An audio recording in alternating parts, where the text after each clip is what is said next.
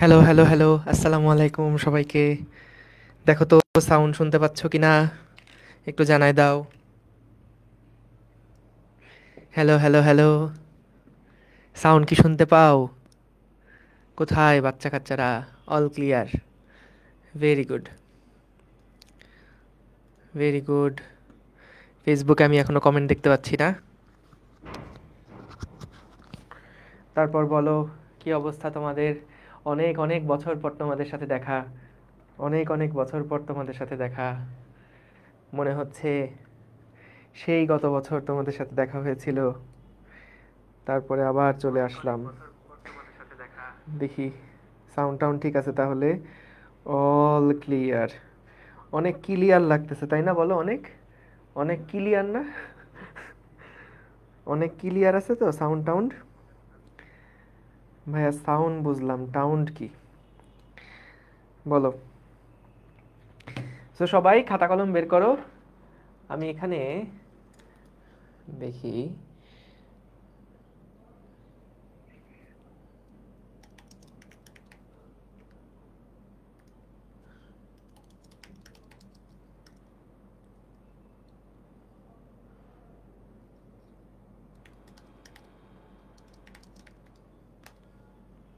Crystal clear তাই না সব? আচ্ছা, গুড, ভেরি গুড। সাউন্ড টাউন্ড আশা করি সব কিছু ঠিক আছে।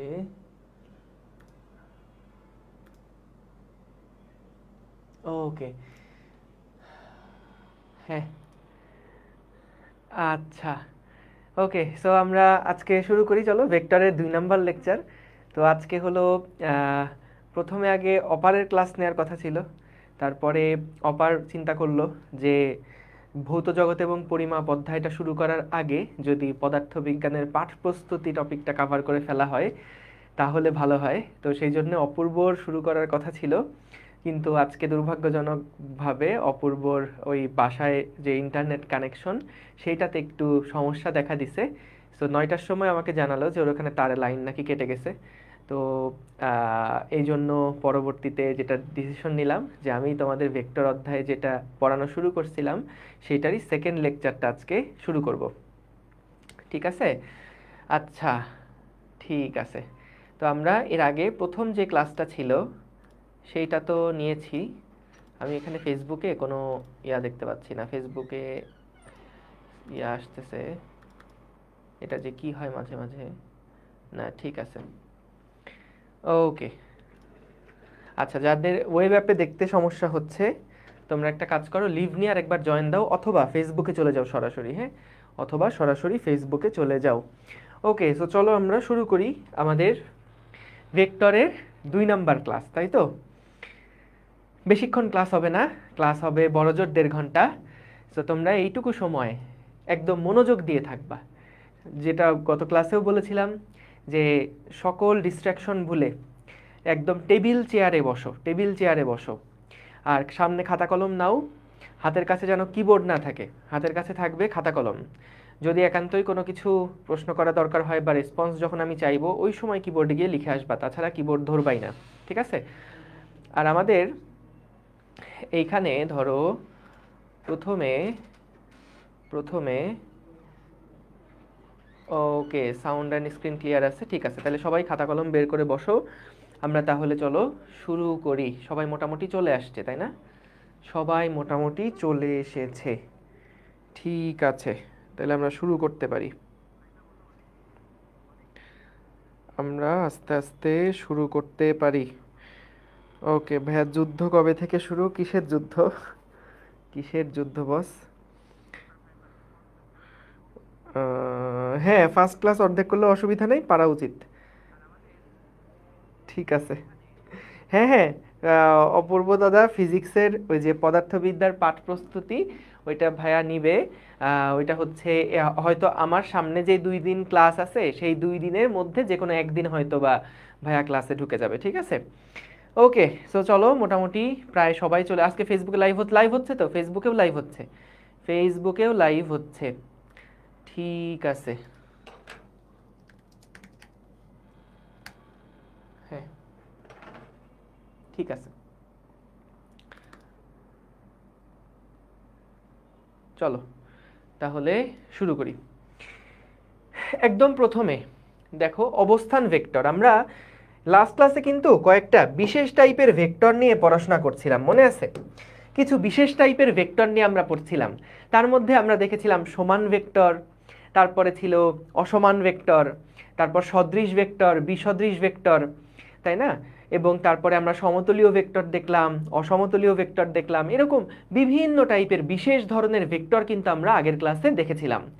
সো আমাদের আরও কিছু বিশেষ টাইপের ভেক্টর আছে, এবং আজকে আমরা যে বিশেষ টাইপের ভেক্টরগুলো নিয়ে আলোচনা করব এইগুলা কিন্তু আমাদের মেইন অ্যাপ্লিকেশনে গিয়ে বেশি বেশি লাগবে। সো এই জন্য ক্লাসটা মনোযোগ দিয়ে করতে হবে। দেখো প্রথমে আমাদের বলছে একটা নতুন টাইপের ভেক্টর, এটা কি অবস্থান ভেক্টর। প্রথমে আগে সংজ্ঞা পড়তে যেও না, হ্যাঁ? প্রথমে আগে আমি একটু ছবি এঁকে বুঝাই নেই, তারপরে সংজ্ঞাটাতে যাব। সো আমি আগে এই সংজ্ঞাটা ঢেকে দিচ্ছি, এই সংজ্ঞাটা আমি আগে ঢেকে দিলাম। ওকে, সংজ্ঞাটাকে ঢেকে দিলাম, কিছু নাই। দেখো অবস্থান ভেক্টর বলতে কি বোঝায়। শোনো, ভেক্টর জিনিসটা পুরাটাই কমন সেন্স আসলে, বুঝছো? একদম সহজ। তুমি যদি যত সহজভাবে চিন্তা করতে পারবা তত তোমার জন্য এই থিওরিগুলা ধরা সহজ হবে। যেমন মনে করো এই যে আমাদের এক্স অ্যাক্সিস আর এই যে আমাদের ওয়াই অ্যাক্সিস, এইখানে আমি চাই কোনো একটা বিন্দুর অবস্থান বের করতে। মনে করো এইখানে আমার একটা বিন্দু আছে, এই বিন্দুটার নাম আমি দিলাম, এটা হলো আমাদের পি বিন্দু, এটা হলো আমাদের মূল বিন্দু, এটা হলো গিয়ে আমাদের মূল বিন্দু ও। আমি চাই এই বিন্দুটার অবস্থান নির্ণয় করতে, কার সাপেক্ষে? এই ও বিন্দুটার সাপেক্ষে। আবার বলি, আমি চাই এই পি বিন্দুর অবস্থানটা নির্ণয় করতে, কার সাপেক্ষে? ও বিন্দুর সাপেক্ষে পি বিন্দুর অবস্থানটা নির্ণয় করতে চাই। তাহলে আমরা এই অবস্থানটা যেই ভেক্টরের সাহায্যে নির্ণয় করছি সেই ভেক্টরটাকে আমরা বলি অবস্থান ভেক্টর।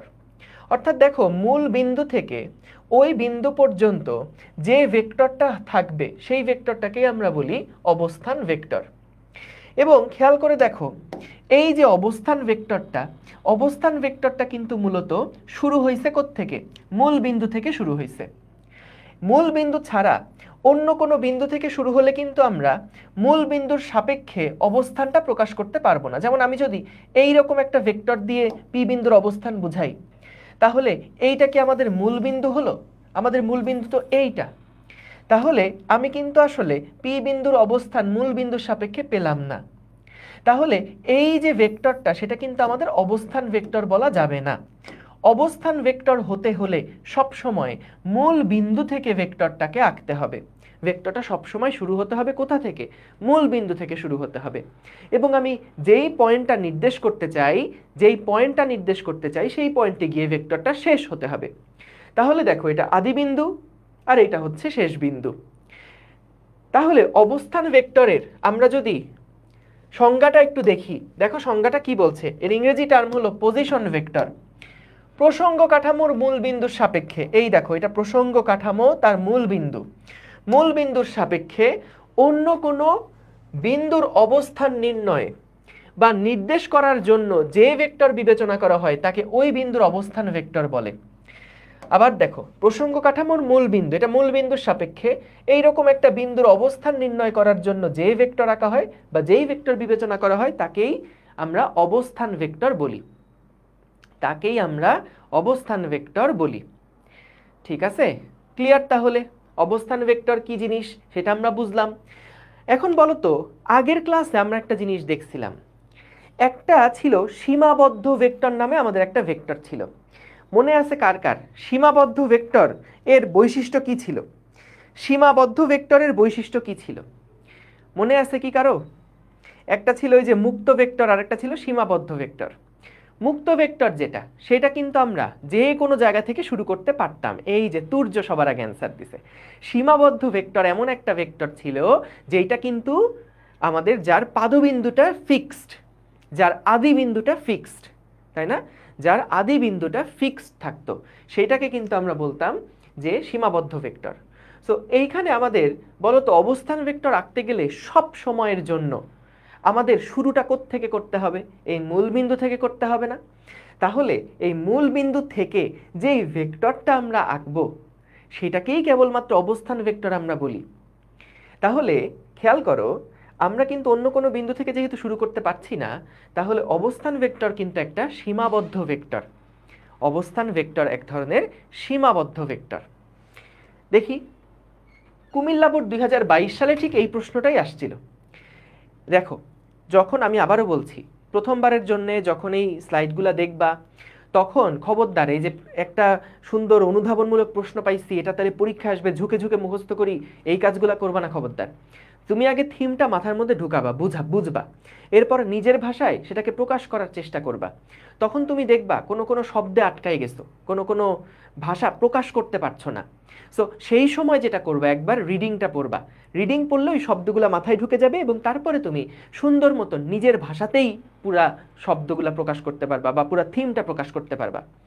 সো তাহলে দেখো, এখানে বলছে অবস্থান ভেক্টর একটা সীমাবদ্ধ ভেক্টর ব্যাখ্যা করো। যে আমরা এখানে যেটা করব, দুই টাইপের ভেক্টরের কথা বলছে না, একটা অবস্থান ভেক্টর, একটা সীমাবদ্ধ ভেক্টর। অনুধাবনমূলকে প্রথমে যে কাজটা করবা, অবস্থান ভেক্টর কাকে বলে সেটার একটা ডেফিনেশন দিবা, সীমাবদ্ধ ভেক্টর কাকে বলে তার একটা ডেফিনেশন দিবা। দুইটা ডেফিনেশনের মধ্যেই তুমি পেয়ে যাবা কেন অবস্থান ভেক্টর একটা সীমাবদ্ধ ভেক্টর। সো এটা হচ্ছে মেইন ক্লুটা। তোমাদের যখন এই যে মনে আছে হয়তোবা, যখন তোমরা ইংরেজি প্যারাগ্রাফ পড়ছো বা ইংরেজি যখন ওই যে এসে বা কোনো একটা ব্রড লিটারেচার টাইপের কোনো একটা কিছু যখন তোমাদের লিখতে হয়েছে, কম্প্রিহেনশন টাইপের কিছু একটা লিখতে হয়েছে, তখন সবাইকে এই নিয়ম ফলো করছো কিনা আমি জানি না, কিন্তু এই নিয়ম ফলো করলে যে কোনো মানে কি বলে ব্যাখ্যামূলক কথাবার্তা লেখা অনেক সহজ হয়। কি স্ট্র্যাটেজি সেটা? সেটা হচ্ছে তুমি যেই টপিক রিলেটেড কথাবার্তা লিখতে চাও, আমাদের এরকম হয় না যে ভাই অনেক কিছুই মাথায় আছে কিন্তু আমি না ঠিক গুছায় প্রকাশ করতে পারতেছি না, আমি ঠিক লিখে শেষ করে আসতে পারতেছি না। সো ওই সময় যেটা করা উচিত, তোমাকে যে টপিক নিয়ে প্রশ্ন করছে বা যেই টপিক নিয়ে তুমি লেখা শুরু করছো, সেই টপিক নিয়ে নিজেকে কয়েকটা প্রশ্ন করবা, সেই টপিক রিলেটেড নিজেকে কিছু প্রশ্ন করবা। ওই প্রশ্নগুলার উত্তর দিতে দিতেই তুমি দেখবা যে তোমার পুরো একটা কম্প্রিহেনশন দাঁড় করানো হয়ে গেছে। এটা হঠাৎ করে মাথায় আসলো যে এই ট্রিক্সটা তোমাদের সাথে শেয়ার করি। সো ওইটার জন্যই এটা বললাম। এই আটকায় যাচ্ছে কেন? আমার আটকায় যাচ্ছে না সবার আটকায় যাচ্ছে? দেখো তো, দেখো তো, ক্লাস ঠিক আছে না? ঠিকই আছে, ঠিকই আছে, দেখো। সো তাহলে একটা এক্সাম্পল দেই। যেমন সাপোজ খুবই পিকুলিয়ার একটা প্যারাগ্রাফ নিয়ে ধরো তোমাকে বললো যে সিলিং ফ্যান নিয়ে তুমি কিছু একটা লেখো, সিলিং ফ্যান নিয়ে কিছু একটা লেখো। তাহলে সিলিং ফ্যান নিয়ে যদি লিখতে হয়, হঠাৎ করে কাউকে লিখতে দিলে তো আসলে ভ্যাবাচাকা খেয়ে যাওয়ার মতন, যে ভাই সিলিং ফ্যান নিয়ে আর কি লিখবো, এটা নিয়ে লেখার কি আছে, গরম লাগলে ফ্যান দেই, ঠান্ডা লাগে, এইটাই তো শেষ। এখন দেখো, তুমি এই জিনিসটাকে আসলে কিভাবে ব্যাখ্যা মানে বড় করতে পারো বা কিভাবে বেশি ইনফরমেশন ঢুকাতে পারো। কি করবা, তুমি যত টাইপের ওই যে প্রশ্নমূলক শব্দ জানো, ওই যে 7W1H বলে না, সেই 7W1H কি কি ছিল এর মধ্যে? ওই যে হোয়ার ছিল, হুইচ ছিল, হোয়াই ছিল, কতগুলা ছিল, হাউ ছিল, হোয়েন ছিল। তারপরে এই 7W1H এই শব্দগুলা দিয়ে যদি তুমি নিজেকে এক একটা করে প্রশ্ন করো, তাহলে তুমি দেখবা যে ফ্যান সম্পর্কে একটা রচনা লিখে ফেলতে পারবা। কিরকম বলি, যেমন ধরো হোয়েন দিয়ে, হোয়েন দিয়ে কি প্রশ্ন হইতে পারে? কখন ফ্যান চালানো লাগে বা কখন আমরা ফ্যান চালাই। তারপরে হতে পারে যে হু দিয়ে, ধরো হু দিয়ে কি কি প্রশ্ন হতে পারে? যে কে আবিষ্কার করছে, তো কে আবিষ্কার করছে আমরা তো আর জানি না, তো উত্তর কি হইতে পারে? যে হ্যাঁ, সায়েন্টিস্টরা এটা আবিষ্কার করছে। তারপরে ধরো আমি বললাম যে কিভাবে এই ফ্যান চলে, ইলেকট্রিসিটির মাধ্যমে চলে। তারপর যদি জিজ্ঞেস করি আচ্ছা ফ্যানের গঠন কেমন, ব্যাখ্যা করো। ফ্যানের গঠন তুমি ওইটা আবার একটা ধরো যে কয়েকটা তুমি প্যারা লিখে দিতে পারবা ওইগুলা নিয়ে। সো মেইন আইডিয়াটা হচ্ছে যে যতই পিকুলিয়ার টপিক হোক না কেন, যখন কোনো একটা কম্প্রিহেনশন টাইপের কিছু একটা লিখবা, এটার স্ট্র্যাটেজিটাই হচ্ছে এরকম যে তুমি যদি ওই টপিকটা নিয়ে নিজেকে কিছু প্রশ্ন করো তাহলে দেখবা যে ওই টপিক রিলেটেড অনেকগুলো থিম তোমার মাথায় ঢুকে গেছে, ওই থিমগুলো নিয়ে তুমি তখন সুন্দর মতন লিখে আসতে পারবা। বুঝতে পারছো? সো যাই হোক, টপিক থেকে একটু বাইরে চলে গেছি, কিন্তু এই অনুধাবনমূলক প্রশ্নের ক্ষেত্রে বা এরকম যখন বড় প্রশ্ন অ্যান্সার করতে হবে, তখন এই খ নাম্বারে যেটা করবা, দেখো এই ক্ষেত্রে তোমাদের অবস্থান এবং সীমাবদ্ধ ভেক্টর। তাহলে দুইটা সংজ্ঞা আগে দাও, তুমি দেখবা সংজ্ঞা দেওয়ার সময়ই তোমার আসলে মোটামুটি এই কেন অবস্থান ভেক্টর একটা সীমাবদ্ধ ভেক্টর সেটার ব্যাখ্যা হয়ে গেছে। ঠিক আছে, ওকে। আচ্ছা একটা মিনিট, দেখি বলছো আটকায় যাচ্ছে, আমি একটু আমার ফেসবুকে চেক করে দেখি আসলে আটকাচ্ছে কিনা। কেন আটকাবে কেন, একটু দাঁড়াও দেখি, আটকানোর তো কথা না। না ঠিক আছে, সীমাবদ্ধ ভেক্টর, ঠিক আছে ঠিক আছে ঠিক আছে, ক্লিয়ার চলছে তো, কোনো অসুবিধা নাই, কোনো প্রবলেম নাই, ঠিক আছে। এই শোনো, যারা বলবে যে ঠিক নাই, যাদের ঠিক আছে তোমরা একটু সাথে সাথে জানাবা, কারণ না হলে আমি কনফিউজড হয়ে যাই যে আমার এখানে সমস্যা হয়েছে কিনা। ঠিক আছে, ঠিক আছে বস, চলো চলো তাহলে।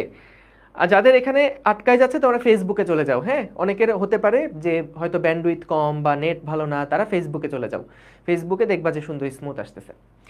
ওকে, তো তাহলে আমরা এটা পারবো যে যখন এটা বললো অবস্থান ভেক্টর সীমাবদ্ধ ভেক্টর, তাহলে অবস্থান ভেক্টর একটা ডেফিনেশন দিলাম, তারপর সীমাবদ্ধ ভেক্টর একটা ডেফিনেশন দিয়ে দুইটাকে লিংক করাই দিব। ক্লিয়ার? এবার আসো সরণ ভেক্টর। সরণ ভেক্টরটা কি?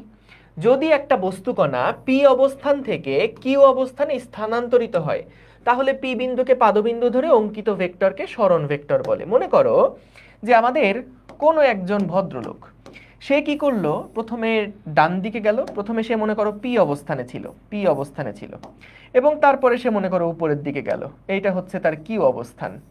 তো এই যে পি থেকে কিউ অবস্থানে গেল, তাহলে পি বিন্দুকে পাদবিন্দু ধরে, পি বিন্দুকে আদিবিন্দু বা পাদবিন্দু ধরে আমরা কিউ বিন্দু পর্যন্ত যে ভেক্টরটা আঁকবো, সেইটাই কিন্তু আমাদের মূলত সরণ ভেক্টর নির্দেশ করবে।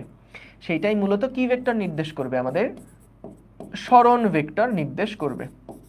তাহলে সরণ ভেক্টর হওয়ার জন্য কিন্তু মূল বিন্দু হওয়া লাগবে না। এটা হলো জাস্ট এরকম যদি হয়, আমি এইরকম একটা আদি বিন্দু থেকে এইরকম একটা শেষ বিন্দুতে চলে গেছি, তাহলে আমাদের এই যে আদি বিন্দু থেকে শেষ বিন্দু পর্যন্ত যে দূরত্বটা, এটাই কিন্তু মূলত আমাদের সরণ ভেক্টরটা নির্দেশ করছে। এইটাই কিন্তু আমাদের সেই সরণ ভেক্টরটা নির্দেশ করছে। অর্থাৎ তুমি সোজা পথে যাও বা বাঁকা পথে যাও, যেখান থেকে যাত্রা শুরু করছো এবং যেখানে গিয়ে যাত্রা শেষ করছো, আদি থেকে শেষ এই পর্যন্ত যে লম্বা দাগটা, সেটাই কিন্তু তোমার কি ভেক্টর? সরণ ভেক্টর। ঠিক আছে, গেল সরণ ভেক্টর। এই সরণ মানে আমরা জানি না আদি থেকে শেষ, তাহলে একটা না বুঝার কি আছে? সরণ ভেক্টর আদি থেকে শেষ, তো আমি একটা পয়েন্ট থেকে যাত্রা শুরু করলাম, ঘুরে ফিরে আমি আবার আর একটা জায়গাতে আসলাম, তাহলে আমার আদি বিন্দু থেকে শেষ বিন্দু পর্যন্ত সোজা যেই সরল রেখার দূরত্বটা, সেটা হলো সরণের মান। আর আদি থেকে শেষ পর্যন্ত যে ভেক্টরটা পাচ্ছি, এই ভেক্টরটা হচ্ছে আমাদের সরণ ভেক্টর। সরণ ভেক্টর দেখো, দেখো বুঝছো কিনা, একটু জানাও বুঝেছো কিনা। বুঝছি, ভেরি গুড, ঠিক আছে ঠিক আছে, থ্যাংক ইউ শাবাব। ওকে, তারপরেরটা দেখি কি বলছে, একক ভেক্টর। এইটা আমাদের অনেক কাজে লাগবে, এই ভেক্টরটা নিয়ে আমাদের অনেক প্রশ্ন আসে, অনেক কাজে লাগে, অনেক অ্যাপ্লিকেশন আছে। দেখো একক ভেক্টর আসলে বোঝার আগে একদম সহজে যদি বলি, জিনিসটা মোটেও কমপ্লিকেটেড না, খুবই সিম্পল। বলো তো, আমি যখন একটা দেয়াল বানাতে চাই, তার একক কি? একটা ইট না? আমি যখন একটা মানবদেহের দিকে তাকাই, সেই মানবদেহের আসলে একটা ছোট্ট অংশ, তার এককটা কি? একক কিন্তু একটা কোষ না? সো তাহলে অনেকগুলা কোষ মিলে কিন্তু মানবদেহ তৈরি হয়েছে। আবার দেখো অনেকগুলা ইট, একটার উপর একটা ইট ইট অনেকগুলা মিলে কিন্তু একটা দেওয়াল তৈরি হয়েছে। সো ওই দেওয়ালের একটা একক কিন্তু ইট। তাহলে একক শব্দের মানে তো আমরা ভালো মতনই বুঝি। সো একক ভেক্টর কি জিনিস? একক ভেক্টর খুবই সিম্পল একটা জিনিস। একক ভেক্টর এমন একটা ভেক্টর যার মান হচ্ছে এক একক। যার মান কি? একক ভেক্টর এমন একটা ভেক্টর যার মান হচ্ছে এক একক। হ্যাঁ, দেখো কোনো একটা ভেক্টর এর মধ্যে কি থাকে, এটা লিখো না কেউ খাতায়, জাস্ট একটু দেখো, এটা লিখবা না, আমি যা লিখতেছি এটা লিখবা না। একটা ভেক্টরের মধ্যে কি থাকে? একটা ভেক্টরের মধ্যে ভেক্টরের মান থাকে এবং ভেক্টরের দিক থাকে না? একটা ভেক্টরের মধ্যে কি কি থাকে? একটা ভেক্টরের মান থাকে এবং একটা ভেক্টরের দিক থাকে। দেখো এই দিক প্রকাশের কাজটা করে একক ভেক্টর। দিক প্রকাশের কাজ করে কে? দিক প্রকাশের কাজ হচ্ছে একক ভেক্টরের কাজ। একক ভেক্টরের কাজ। একক ভেক্টর দিয়ে আমরা কোনো একটা ভেক্টরের দিকটাকে প্রকাশ করি। একক ভেক্টর দিয়ে কোনো একটা ভেক্টরের দিকটাকে আমরা প্রকাশ করি। ঠিক আছে, তাহলে তাহলে দেখো এখানে আমরা যদি বলতো এইটাই যেহেতু আমাদের একক ভেক্টর, এটাই যেহেতু আমাদের একক ভেক্টর, দেখো একটা ভেক্টরের প্রকাশ করার জন্য তার মান লাগে এবং তার দিক লাগে। অর্থাৎ দিক যেহেতু আমরা একক ভেক্টর দিয়ে প্রকাশ করি, তার মানে কি মানের সাথে একক ভেক্টর দিয়ে গুণ দিলে কিন্তু আমরা কি পাই, ভেক্টরটা পাই। মানের সাথে একক ভেক্টর দিয়ে গুণ দিলে আমরা সেই ভেক্টরটা পাই। দেখো ভেক্টরের সাথে কি থাকা লাগে, ভেক্টর মানে তার মান থাকতে হয় এবং তার দিক থাকতে হয়। সো দিক বের করার যে কাজটা বা দিক প্রকাশের যে কাজটা, সেই কাজটা করে কে, একক ভেক্টর। তাহলে মানের সাথে একক ভেক্টর গুণ দিলে কিন্তু আমরা ভেক্টরটা পাই। তাহলে আমি যখন সাপোজ একক ভেক্টর বের করতে চাইবো, কোনো একটার একক ভেক্টর বের করতে চাইবো, তখন দেখো তো একক ভেক্টর কিভাবে বের হয়। ভেক্টরকে তার মান দিয়ে যদি ভাগ দিই, একটা ভেক্টরকে তার মান দিয়ে ভাগ দিলে যা পাবো সেইটাই কিন্তু আমাদের একক ভেক্টর। এবার সংজ্ঞাটা একটু পড়ো তো। যে সকল ভেক্টরের মান শূন্য নয়, এরূপ একটা ভেক্টরকে এর মান দ্বারা ভাগ, একটা ভেক্টরকে তার মান দ্বারা ভাগ, এই দেখো একটা ভেক্টরকে তার মান দ্বারা যখন ভাগ করছি, তখন ওই ভেক্টরের দিকে, মানে মূল যে ভেক্টর ছিল সেই ভেক্টরের দিকে বা তার সমান্তরালে, দিক মানে তো সমান্তরাল বলা যায়, ওই দিকে বা সমান্তরালে একটা একক ভেক্টর পাওয়া যাবে। এটা এমন একটা ভেক্টর যার মান কত, যার মান হচ্ছে 1 একক, যার মান হচ্ছে 1 একক। তাহলে আমার সাথে সাথে একটু বলো যে আমরা কি দেখলাম, একক ভেক্টর, একক ভেক্টর এর মূল কাজ কি ভাইয়া, যদি কখনো অবজেক্টিভে আসে একক ভেক্টরের মূল কাজ কি, এর মূল কাজ হচ্ছে দিক নির্দেশ করা। এর মূল কাজ হলো দিক নির্দেশ করা। এর মান কত বলো তো, এর মান হচ্ছে 1 একক, এর মান হচ্ছে 1 একক। এবং একক ভেক্টর আমরা কিভাবে পাবো, কোন ভেক্টরকে তার মান দিয়ে ভাগ করলে আমরা একক ভেক্টর পাবো। বলো এই তিনটা ইনফরমেশন আর জীবনে ভুলবা, এই তিনটা ইনফরমেশন আর ভুলবা, বলো। দেখো তাহলে কোন একটার একক ভেক্টর, একক ভেক্টর কি করে, দিক নির্দেশ করে। আমরা যখন কোনো একটা ভেক্টর এর কথা বলি, ভেক্টরের কি কি থাকে, ভেক্টরের থাকে মান, ভেক্টরের থাকে দিক, ভেক্টরের থাকে মান এবং ভেক্টরের থাকে কি, দিক। তো মান প্রকাশের কাজটা তো সংখ্যার, মান প্রকাশ করবে কে, সংখ্যা, 5 নাকি 10 না 15 20 100 2000 কত, সেই মানটা তো প্রকাশ করবে একটা সংখ্যা, মানটা তো প্রকাশ করবে কে, একটা সংখ্যা। দিকটা প্রকাশ করবে যে, সেই হচ্ছে আমাদের একটা একক ভেক্টর, সেই হচ্ছে একক ভেক্টর। অর্থাৎ তুমি এভাবে চিন্তা করতে পারো যে মনে করো একক ভেক্টর মানে আমাদের সেই একটা ইট, এই একটা ইটের সাথে যদি 10 গুণ করো তাহলে 10টা ইট দিয়ে একটা দেওয়াল তৈরি হয়। আবার বলছি কথাটা, এই একক ভেক্টরকে কম্পেয়ার করতে পারো একটা ইটের সাথে। সো দেখো এখানে যদি 50 ইন্টু ইট থাকে, তার মানে কি 50টা ইট তুমি যদি একটার উপর একটা দাও, তাহলে কি পাবা, একটা দেওয়াল পাবা। তাহলে একটা দেওয়াল বানানোর জন্য আমাদের একটা সংখ্যা লাগবে এবং একটা ইট লাগবে। ব্যাপারটা কি একটু বুঝতে পারছো? দেখো তো সহজ না ভাইয়া? তাহলে একক ভেক্টর হচ্ছে তাদের দিক। হ্যাঁ, একক ভেক্টর হচ্ছে কোনো একটা ভেক্টরের দিক প্রকাশে কাজ করে। যেমন আমি যদি বলি যে আমার কাছে মনে করো এই দিক বরাবর এটা হলো উত্তর দিক, হ্যাঁ এটা হলো উত্তর দিক। দেখো একক ভেক্টরের প্রকাশ করে কিভাবে, এটা যদি উত্তর দিক হয়, সাপোজ আমি এটাকে বললাম এইটা হলো আমাদের n হ্যাট, n হ্যাট। যখন দেখবা কোনো একটা ভেক্টরের উপর এরকম টুপি চিহ্ন আছে, তার মানেই বুঝে নিবা এটা একটা একক ভেক্টর নির্দেশ করছে। তাহলে একক ভেক্টরের মধ্যে কি থাকবে, একটা ভেক্টরের মধ্যে কি থাকবে, একটা টুপি থাকবে। ধরো আমি যদি n নামক একটা ভেক্টরের কথা বলি, তার উপরে যদি আমি একটা টুপি চিহ্ন দিয়ে দেই, তাহলে সেটা বোঝাবে একটা একক ভেক্টর। তাইলে আমরা কখনো প্রশ্নে যদি তাকাই, প্রশ্নে যদি দেখি আমাদের এইরকম একটা সিম্বল সম্পন্ন একটা লেটার আছে, তাহলে আমরা কি বুঝবো, আমরা বুঝবো এটাকে বলবো এভাবে n হ্যাট, n হ্যাট।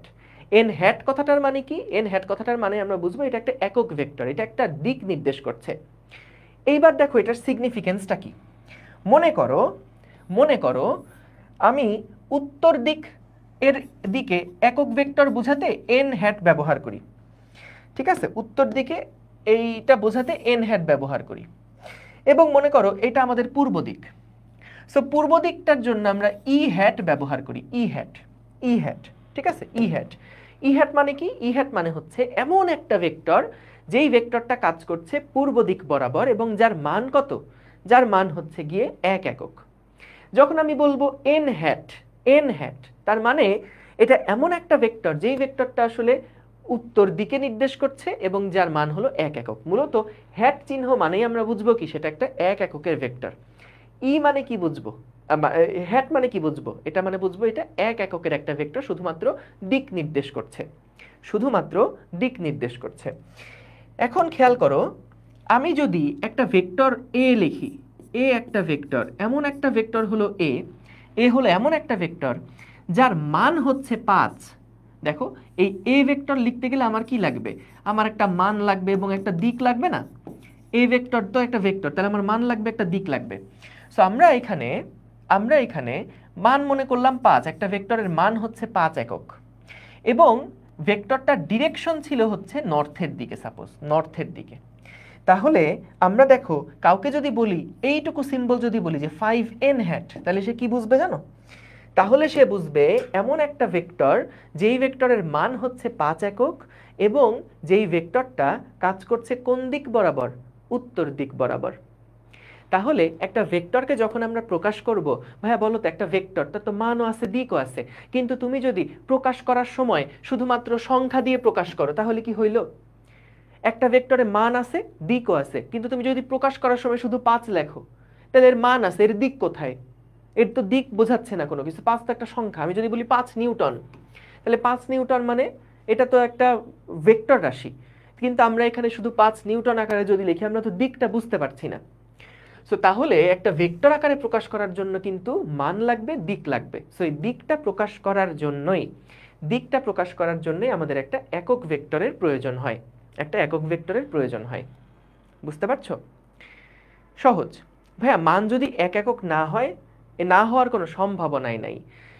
আমরা দেখো কি করতেছি, আমরা যখন একটা ভেক্টরকে তার মান দিয়ে ভাগ করছি, বলতো এই ভেক্টরের মধ্যে কি আছে? এই ভেক্টরটাকে যদি ভেঙে লিখি তাহলে এর মধ্যে তো মান আছে, এর মধ্যে দিক আছে। সাপোজ এটা লিখো না খাতায়, ডিভাইডেড বাই মান, মত বলতো মান 1 কে মান হয়ে যাবে না? মান 1 কে মানে যে কাটাকাটি করে এটা কি 1 থাকবে না? তাহলে শুধুমাত্র দিকটা পড়ে থাকবে। তার মানে এমন একটা ভেক্টর যার মান হচ্ছে 1 একক, সেটা শুধুমাত্র দিক নির্দেশ করছে। তাহলে একক ভেক্টরের মান কিন্তু 1 ছাড়া কোনো কিছুই সম্ভব না, 1 কি হবে, এবং সেইটা দিয়ে শুধুমাত্র আমরা কি পাবো, তার দিক কোন দিকে সেই দিকটা নির্দেশ হবে। এখন খেয়াল করো, এই যে একক ভেক্টর যেটা, মনে করো আমাদের এখন উত্তর দক্ষিণ বরাবর নাই, আমাদের এখন কোনো কিছুই উত্তর দক্ষিণ বরাবর নাই। কি আছে? আমাদের এখন কোনো উত্তর দক্ষিণ নাই। এখন মনে করো আমাদের কাছে বলল এইটা একটা ভেক্টর, যেই ভেক্টরটা হচ্ছে কোন দিক বরাবর, মনে করো এরকম একটা দিকে কাজ করছে। এই ভেক্টরটা হলো গিয়ে মনে করো আমাদের এক্স ভেক্টর, এটা একটা এক্স হ্যাট ভেক্টর। হ্যাঁ, আচ্ছা এক্স দিলে আবার এক্স অক্ষের সাথে মিলে যাবে, এটা এ হ্যাট দিই, এ হ্যাট একটা ভেক্টর। এটা হলো একটা এ হ্যাট ভেক্টর।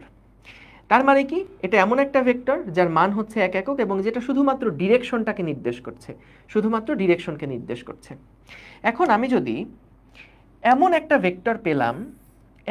ভেক্টর পেলাম, যেই ভেক্টরটা দেখা গেল এটার 4 গুণ, কিভাবে 4 গুণ? দেখো যে আমি যদি এই ভেক্টরটার সাথে এটাকে যোগ করি, তার সাথে যদি এটাকে যোগ করি এবং এটার সাথে যদি আবার এটাকে যোগ করি, তাহলে খেয়াল করো এটার যে দৈর্ঘ্যটা হয়েছে, আমাদের এই ভেক্টরের যে দৈর্ঘ্যটা হয়েছে সেটা কিন্তু নিচেরটার সমান।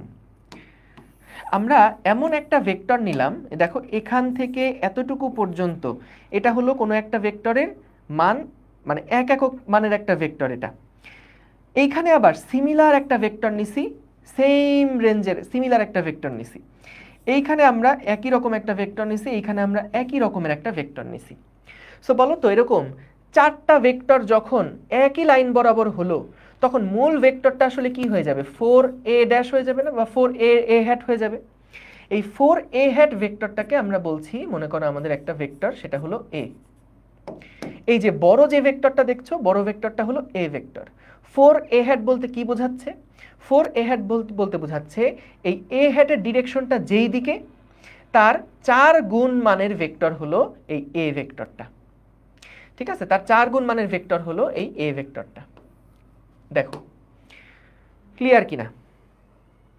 দেখো যে আমরা যখন বলছি যে কোনো একটা ভেক্টর আমার সাথে সাথে তোমরা এবার একটু কিবোর্ড সামনে নাও, যা প্রশ্ন করবো সেগুলোর উত্তর দিবা, দেখবা তোমাদের মধ্যে উত্তর দিতে দিতেই পুরা পড়া হয়ে গেছে। আমাকে বলো একক ভেক্টরের মেইন কাজ কি? বলো তো একক ভেক্টরের মেইন কাজ কি? একক ভেক্টর কি করে বলো? একক ভেক্টরের মেইন কাজ কি সবাই বলবা?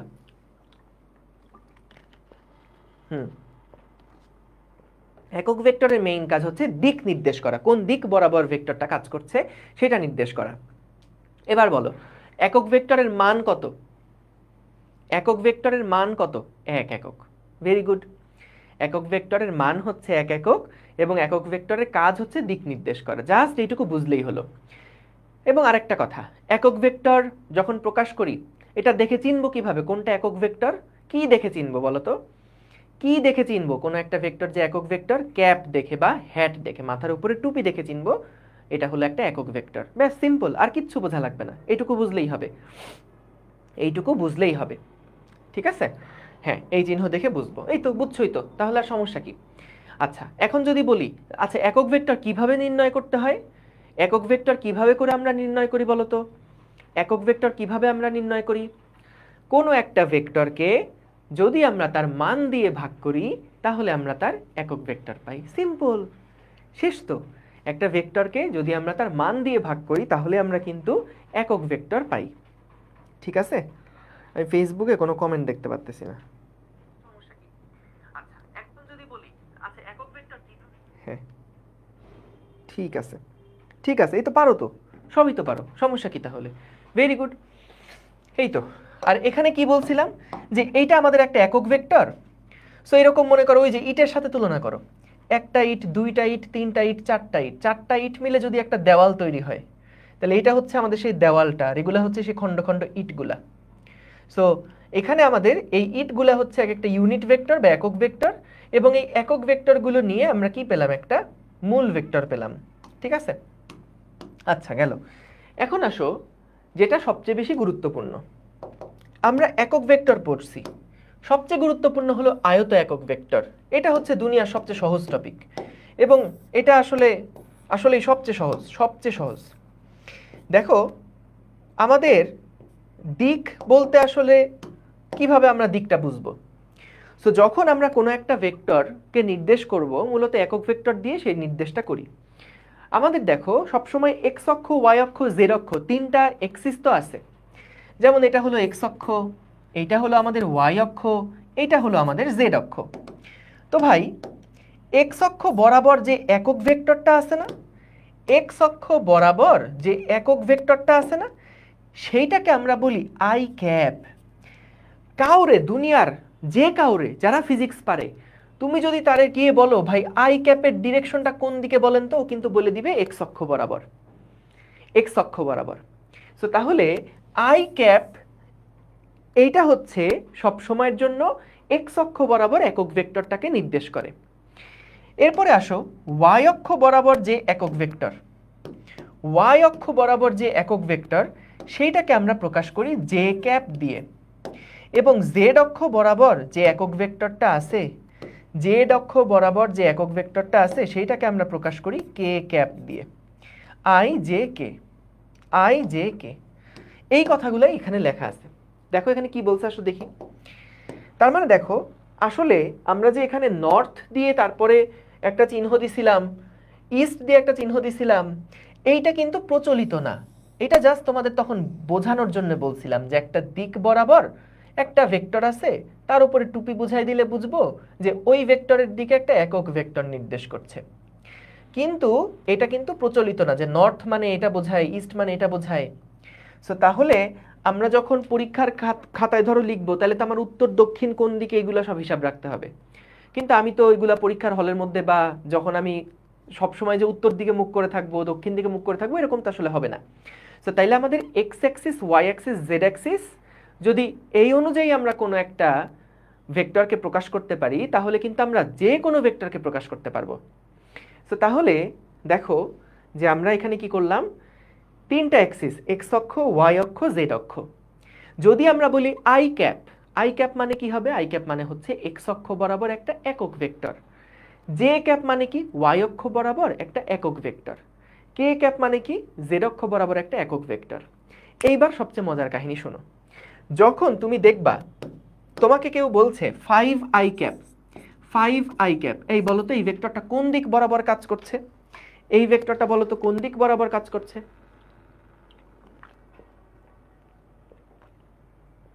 Very good.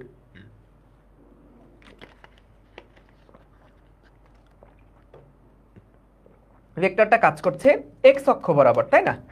যদি আমি বলি ধরো 3j ক্যাপ, বলো তো এই ভেক্টরটা কোন দিক বরাবর কাজ করছে? 3j ক্যাপ, এই ভেক্টরটা কোন দিক বরাবর কাজ করছে? এইটা কাজ করছে y অক্ষ বরাবর। এই ভেক্টরটা কাজ করছে y অক্ষ বরাবর, এবং এই ভেক্টরের মান কত বলো তো? এই ভেক্টরের মান হচ্ছে 3 একক। এই ভেক্টরের মান কি? 3 একক। যেমন এখানে 5i ক্যাপ, i ক্যাপ এই ভেক্টরটা কোন দিক বরাবর কাজ করছে? এইটা কাজ করছে x অক্ষ বরাবর, এবং তার মান কত? তার মান হচ্ছে গিয়ে 5 একক, তাই না? 5i ক্যাপ এই ভেক্টরটা কোন দিকে কাজ করছে? i ক্যাপ দেখাই আমি বুঝছি, ও আচ্ছা দিক কোন দিকে? দিক হলো আমাদের x অক্ষ বরাবর। আর 5 দেখে আমি বুঝছি আচ্ছা x অক্ষ বরাবর 5টা একক ভেক্টর, অর্থাৎ 5 গুণ যে ভেক্টরটা আছে সেটাই হলো আমাদের এই ভেক্টরটা নির্দেশ করছে। তার মানে 5i ক্যাপ ভেক্টরটা কেমন হবে? এটা যদি 1 একক হয়, এটা হলো 2 একক, এটা হলো 3 একক। যদি 5 একক ভেক্টরের কথা বলি, এটা 2 একক, এটা হলো 3 একক, তারপরে এইটা হচ্ছে 4 একক, এবং এখানে আরেকটা দিলে এটা হবে 5 একক। তাহলে দেখো এরকম 5টা একক ভেক্টর মিলে কিন্তু আমরা 5i ক্যাপ ভেক্টরটা পেলাম। ঠিক আছে? আমরা এতগুলা তীর চিহ্ন কখনো দিব না। যখন আমরা 5i ক্যাপ একবারে আঁকবো, আমরা তো বুঝেই গেছি দিকটা x অক্ষ বরাবর, তাহলে 5 গুণ দৈর্ঘ্যের একটা ভেক্টরকে জাস্ট একটা অ্যারো চিহ্ন দিয়ে এভাবে করে বুঝাবো, এভাবে করে বুঝাবো। ঠিক আছে? এখানে যেটা হয়েছে, এখানে আমরা এটা একটা i ক্যাপ, এটা আরেকটা i ক্যাপ, এটা আরেকটা i ক্যাপ, এটা আরেকটা i ক্যাপ, এটা আরেকটা i ক্যাপ, 5টা i ক্যাপ যোগ করে আমরা টোটাল 5i ক্যাপটা পাইছি। বুঝতে পারছো? ক্লিয়ার? সহজ জিনিস, একদম সহজ জিনিস। তাহলে আয়ত একক ভেক্টর কি সেটা আমরা বুঝে গেলাম। এখন আসো আরেকটা মজার জিনিস দেখে নেই। মনে করো ভাইয়া যে আমাদের তো ভাইয়া সব ভেক্টর যে x অক্ষ আর y অক্ষ বরাবর থাকবে এমন তো হবে না। তো মনে করেন আমাদের কোনো একটা ভেক্টর ছিল x অক্ষ বরাবর 3 একক, 3i ক্যাপ। মনে করেন কোনো একজন ভদ্রলোক, সে কি করলো? সে হচ্ছে এই মূল বিন্দু থেকে রওনা দিল, রওনা দিয়ে x অক্ষ বরাবর 3 কিলোমিটার দূরত্ব গেল, 3 মিটার দূরত্ব গেল। তারপরে সে কি করলো? y অক্ষ বরাবর 4 মিটার দূরত্ব গেল, y অক্ষ বরাবর সে 4 মিটার দূরত্বে গেল, 4 মিটার দূরত্বে গেল 4j ক্যাপ। তাহলে ভাইয়া আপনি যদি সরণ বের করতে চান, সরণ ভেক্টর কোনটা হবে বলো তো? সরণ হবে এই আদি থেকে শেষ। সরণ হবে কোনটা? সরণ হবে এই আদি থেকে শেষ, এইটা হবে সরণ। তাহলে এই সরণ ভেক্টরটা আমি প্রকাশ করব কিভাবে? এই সরণ যে আদি থেকে শেষ হয়েছে, এইটা আমি কিভাবে করে প্রকাশ করব? এটা কিন্তু সরণ ভেক্টরে বলা যাবে, আবার অবস্থান ভেক্টরে বলা যাবে, কারণ কোত্থেকে শুরু হয়েছে? মূল বিন্দু থেকে শুরু হয়েছে। এটা কার অবস্থান ভেক্টর? এই বিন্দুর নাম যদি দেই পি, তাহলে পি বিন্দুর অবস্থান ভেক্টর হচ্ছে এই সবুজটা। অথবা সরণ ভেক্টরে বলতে পারি, কারণ যাত্রা শুরু করছে এখান থেকে, শেষ করছে এখানে। এখন দেখো এই সরণ ভেক্টরটা আমরা কিভাবে পাইছি বলো তো? এই সরণ ভেক্টরটা আমরা কিভাবে পাইছি? আমরা সরণ ভেক্টরটা পাওয়ার জন্য প্রথমে x অক্ষ বরাবর 3 একক গেছিলাম, এবং এখানে গিয়ে কি থেমে থাকলে আমরা সরণ ভেক্টর পাইছি না। তারপরে y অক্ষ বরাবর 4 একক গেছিলাম, তাহলে 3i এর সাথে আমরা যোগ করে দিব 4j ক্যাপ, 4j ক্যাপ। এই যে ভেক্টরটা আমরা লিখলাম না ভাইয়া, এই যে ভেক্টরটা আমরা লিখলাম না, এই ভেক্টরটাই হচ্ছে আমাদের, এটা যদি ও বিন্দু হয় তাহলে এটা হলো ওপি ভেক্টর, তাহলে এটাই হলো ওপি ভেক্টরের প্রকাশ, এটা হলো ওপি ভেক্টরের প্রকাশ। দেখো দেখো কি হলো, একদম সহজ, একেবারে সহজ। আমরা যখন 3i ক্যাপ বললাম তার মানে কি? ধরো আমি তোমাকে বললাম যে তুমি একজন লোক x অক্ষ বরাবর 3 মিটার দূরত্ব গেল, এবং তারপরে সে y অক্ষ বরাবর 4 মিটার দূরত্বে গেল। এটাকে তুমি একটা ভেক্টরের সাহায্যে তার সরণটা বের করে দেখাও তো। তুমি যখন ছবি আঁকলা, ছবি এঁকে দেখলা যে আচ্ছা x অক্ষ বরাবর 3 ঘর গেছে, y অক্ষ বরাবর 4 ঘর গেছে, তাহলে x অক্ষ বরাবর 3 ঘর যাওয়া মানে কি? এটা হলো 3i দূরত্ব গেছে। y অক্ষ বরাবর 4 ঘর যাওয়া মানে কি? এটা হলো 4। আমি যদি শুধু 4 লিখতাম, আচ্ছা আমি যদি শুধু 4 লিখতাম, তাহলে কি কাউকে যদি গিয়ে বলতাম যে সে 4 দূরত্ব গেছে, তাহলে কি সে বুঝতে পারতো যে 4 আসলে কোন দিকে? 4 কি এই দিকে? 4 কি আসলে এই দিকে, এই দিকে, এই দিকে, না কোন দিকে 4? এটা কিন্তু বোঝা যেত না। কিন্তু যেই মাত্র আমি 4 এর সাথে যে যোগ করে দিছি, তার মানে কিন্তু সবাই বুঝে গেছে, আচ্ছা তার মানে এই লোকটা তারপরে প্রথমে 3i দূরত্ব গেছে, অর্থাৎ x অক্ষ বরাবর 3 একক গেছে, এবং তারপরে সে y অক্ষ বরাবর 4 ঘর দূরত্ব গেছে। তাহলে তার আদি থেকে শেষ যেই ভেক্টরটা হবে, সেই ভেক্টরটা আমরা প্রকাশ করব কিভাবে? দেখো, এই ভেক্টরটা আমরা পেয়েছি কিভাবে? এই ভেক্টরটা আমরা পেয়েছি কিভাবে? এই ভেক্টরটা পাওয়ার জন্য প্রথমে আমাদের 3i যাওয়া লাগছে, এবং তারপরে আমাদের 4j যাওয়া লাগছে। তাহলে এটাই আমাদের ওপি ভেক্টর। ঠিক আছে, এটাই হলো আমাদের ওপি ভেক্টর। প্রথমে কি করছি? 3i গেছি, এখানে গিয়ে কি থেমেছিলাম? না, এরপর আমরা 4j গেছি। তাহলে 3i প্লাস 4j, এই দুইটা যোগ করলেই আমরা কিন্তু সরণ ভেক্টরটা পেয়েছি। তাহলে ওপি ভেক্টরকে এভাবে করে প্রকাশ করা হয়। হ্যাঁ, এটা হলো ভেক্টর পদ্ধতিতে প্রকাশ। ওপি এর মান কত বলো তো? ওপি এর মান কত?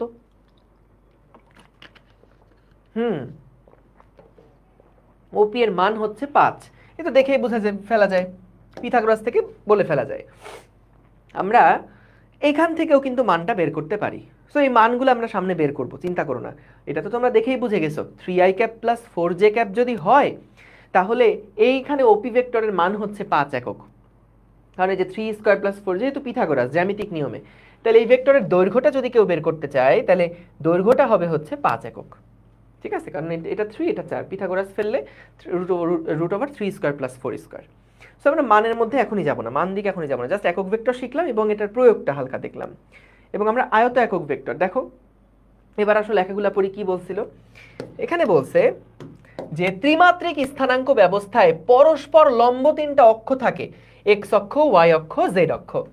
x অক্ষের দিকে বিভিন্ন ভেক্টর প্রকাশ করার জন্য সুনির্দিষ্ট একটা i ব্যবহার করা হয়। এই দেখো কি বললাম, x অক্ষের দিকে একক ভেক্টরের জন্য i ব্যবহার করা হয়, z এবং k যথাক্রমে y এবং z অক্ষের দিকে একক ভেক্টর বোঝাতে ব্যবহার করা হয়।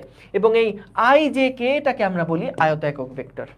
ঠিক আছে, এটাকে আয়ত একক ভেক্টর বলে, এটাকে আয়ত একক ভেক্টর বলে। আচ্ছা বলো তো, যদি আমরা জানতে চাই এই ওপি ভেক্টরের দিকে একটা একক ভেক্টর কোনটা, ওপি ভেক্টরের দিকে একক ভেক্টর কি হবে, তাহলে আমরা কিভাবে লিখব? আমরা ওপি ভেক্টরের দিকে একক ভেক্টর বলতে যেটা বুঝবো যে ওপি হ্যাট, এই ওপি হ্যাট সমান সমান কি হবে? উপরে হবে ওপি ভেক্টরটা, আর নিচে হবে ওপি ভেক্টরের মানটা, নিচে হবে ওপি ভেক্টরের মানটা। সো মান প্রকাশ করার জন্য আমরা দুই পাশে মডুলাস সাইন বসাই। মান প্রকাশ করার জন্য দুই পাশে আমরা কি সাইন দেই? মডুলাস সাইন দেই। দেখো মান বোঝাচ্ছে, আর ওপি যেটা, এটা কিন্তু এই পুরা ভেক্টরটাকে বোঝাচ্ছে, ওপিটা পুরা ভেক্টরকে বোঝাচ্ছে। তাহলে ভেক্টরকে তার মান দিয়ে ভাগ করলে ওপি ক্যাপ ভেক্টর পাওয়া যায়। তাহলে ভাইয়া দুইটার মধ্যে প্যাচ লাগাই ফেলো না। ওপি ক্যাপ যেই ভেক্টরটা আছে, এইটাকে আমরা বলি একক ভেক্টর। কার দিকে? এইটা হলো ওপি বরাবর একক ভেক্টর, ওপি বরাবর, ওপি বরাবর একক ভেক্টর। বলতো এই একক ভেক্টরের ডিরেকশন কি এক্স অক্ষের দিকে না ওয়াই অক্ষের দিকে? বলতো ওপি বরাবর একক ভেক্টর, এই ডিরেকশনটা কি এক্স এর দিকে না ওয়াই এর দিকে? এটা কি এক্স এর দিকে না ওয়াই এর দিকে? এটা কারোর দিকেই না, এটা দেখো অন্য আরেকটা দিকে। কিন্তু এই যে ভেক্টরটা ওপি ভেক্টরের যে একক ভেক্টর, সেই ওপি বরাবর একক ভেক্টর মনে করো এতটুকু, ওপি বরাবর একক ভেক্টর মনে করো এতটুকু। এই যে এটা হলো আমাদের মনে করো সেই ওপি ভেক্টর, ওপি একক ভেক্টর। তাহলে ওপি ভেক্টর যেটা, সেটার ডিরেকশন কিন্তু এক্স এর দিকেও না ওয়াই এর দিকেও না। এইটা একটা ভেক্টরের একক ভেক্টর, যে এটা মূল যে ভেক্টর ছিল তার একক ভেক্টর হচ্ছে ওপি হ্যাট। এটা আমরা কিভাবে পাইছি? ওপি কে আমরা মান দিয়ে ভাগ করে পাইছি। তো ওপি মানে কোনটা? ওপি মানে হচ্ছে 3i cap plus 4j cap. এইটাকে আমরা ভাগ দিব ওপি এর মান দিয়ে। তো এখানে তো তোমরা দেখেই বলে ফেলছো না যে ওপি এর মান কত? 5। 5টা কিভাবে বের করছো? Root over 3 square plus 4 square করে বের করছো না? সো দেখো আমরা এখান থেকে ওপি ভেক্টরের একক ভেক্টরটা কিন্তু পেয়ে গেলাম। এটা হলো ওপি ভেক্টরের একক ভেক্টর। তাহলে কি হলো? মূল যে ওপি ভেক্টর, মানে এটা কিন্তু মান দিক সহ ভেক্টর, তাই না? মান আছে, দিক আছে, মান দিক সহ ভেক্টর। এটা সেই ওপি মান দিক সহ ভেক্টরটা লিখলাম, ডিভাইডেড বাই ওই ভেক্টরের দৈর্ঘ্য কত, ওই ভেক্টরের মান কত, সেই মানটা দিয়ে ভাগ দিলাম। মান কিভাবে পেলাম? এটা পিথাগোরাস করে পেলাম, তাই না? মানটা কিভাবে পাইছি? যেমন তুমি যদি এখানে এই ওপি এর মানটা বের করতে চাও, ওপি ভেক্টরের মান যদি বের করতে চাও, তাহলে কি করতে হবে? ওপি ভেক্টরের মান বের করতে গেলে এই যে এইটা হলো ভূমি, এটা হলো লম্ব যদি হয় তাহলে √3 স্কয়ার প্লাস 4 স্কয়ার করলেই হবে, অর্থাৎ সেই 5 আসছে। অর্থাৎ দেখো আই এর সাথে যে সহগ সেটাকে স্কয়ার এবং জে এর সাথে যে সহগ সেটাকে স্কয়ার করলেই কিন্তু আমরা তারপর রুট করলেই ওপির মানটা পেয়ে যাচ্ছি। তাহলে ভাইয়া এটা হলো আমাদের সেই একক ভেক্টরটা। তাহলে একক ভেক্টর সমান সমান 3i + 4j ডিভাইডেড বাই তার মান। এখন আমাকে বলো যে একক ভেক্টর আর আয়ত একক ভেক্টর এই দুইটার মধ্যে কি পার্থক্য আছে কিনা, একক ভেক্টর এবং আয়ত একক ভেক্টর। দেখো হ্যাঁ, মানটা জাস্ট 5 হবে। মান তো এটা কি আর দিক আছে কোনো? যদি শুধু মানের কথা বলি, যদি শুধু মানের কথা বলি, মান কত? মান তো 5। আচ্ছা যাই হোক, এখন দেখো তো যে আমরা যখন বলছি যে ওপি বরাবর, যেটা বলছিলাম আমাদের একক ভেক্টর কোনগুলা বলো তো? এইটা হলো ওপি বরাবর একক ভেক্টর, আর এইগুলা যাদেরকে লিখছিলাম, এই যে আই যাদেরকে লিখছিলাম, জে যাদেরকে লিখছিলাম, এরা কিন্তু আমার আয়ত একক ভেক্টর, মনে আছে? এরা হচ্ছে আমার সেই আয়ত একক ভেক্টর, আয়ত একক ভেক্টর। তাহলে এদের মধ্যে কিন্তু একটা পার্থক্য আছে, খেয়াল রেখো।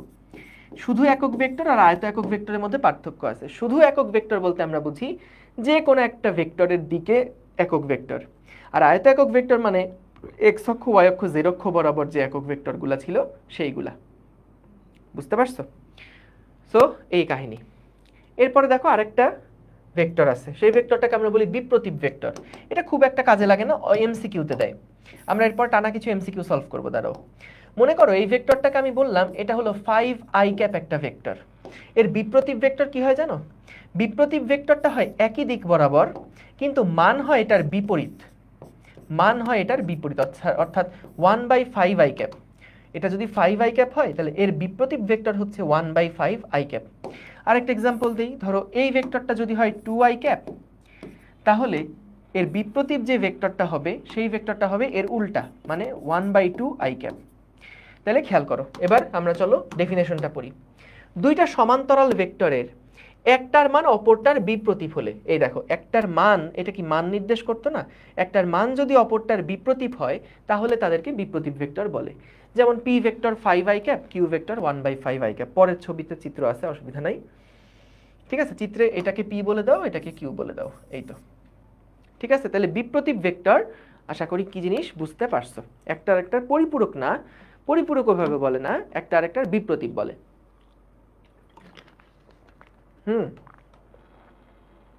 এবার দেখো কি বলছে, একটা বিপ্রতীপ ভেক্টরকে সমরেখ ভেক্টর বলা যাবে কিনা? তুমি বলো তো যাবে কিনা? বলো তো সমরেখ হতে গেলে কি হতে হয়? হয় একই দিকে বা তার বিপরীত দিকে হতে হয় সমরেখ হতে গেলে। বলো তো বিপ্রতীপ ভেক্টরগুলা কি আসলে এক ধরনের সদৃশ ভেক্টর না? কারণ বিপ্রতীপ ভেক্টরগুলা কিন্তু দেখো আমাদের দিক একই থাকে, জাস্ট মানটা হয়ে যায় তার বিপরীত। জাস্ট মানটা হয়ে যায় তার বিপরীত, অর্থাৎ সাইজে ছোট হয়ে যায় কিন্তু দিক একই রকম থাকে বিপ্রতীপ ভেক্টরটা। তাহলে বিপ্রতীপ ভেক্টরটাকে কি আমরা একটা সমান ভেক্টর বলতে পারবো? বলো, বিপ্রতীপ ভেক্টরকে কি সমান ভেক্টর বলা যাবে? না। এই তো ভেরি গুড, বিপ্রতীপ ভেক্টরগুলোকে সমান ভেক্টর বলতে পারবো না। আচ্ছা, বিপ্রতীপ ভেক্টরকে কি আমরা সদৃশ ভেক্টর বলতে পারবো?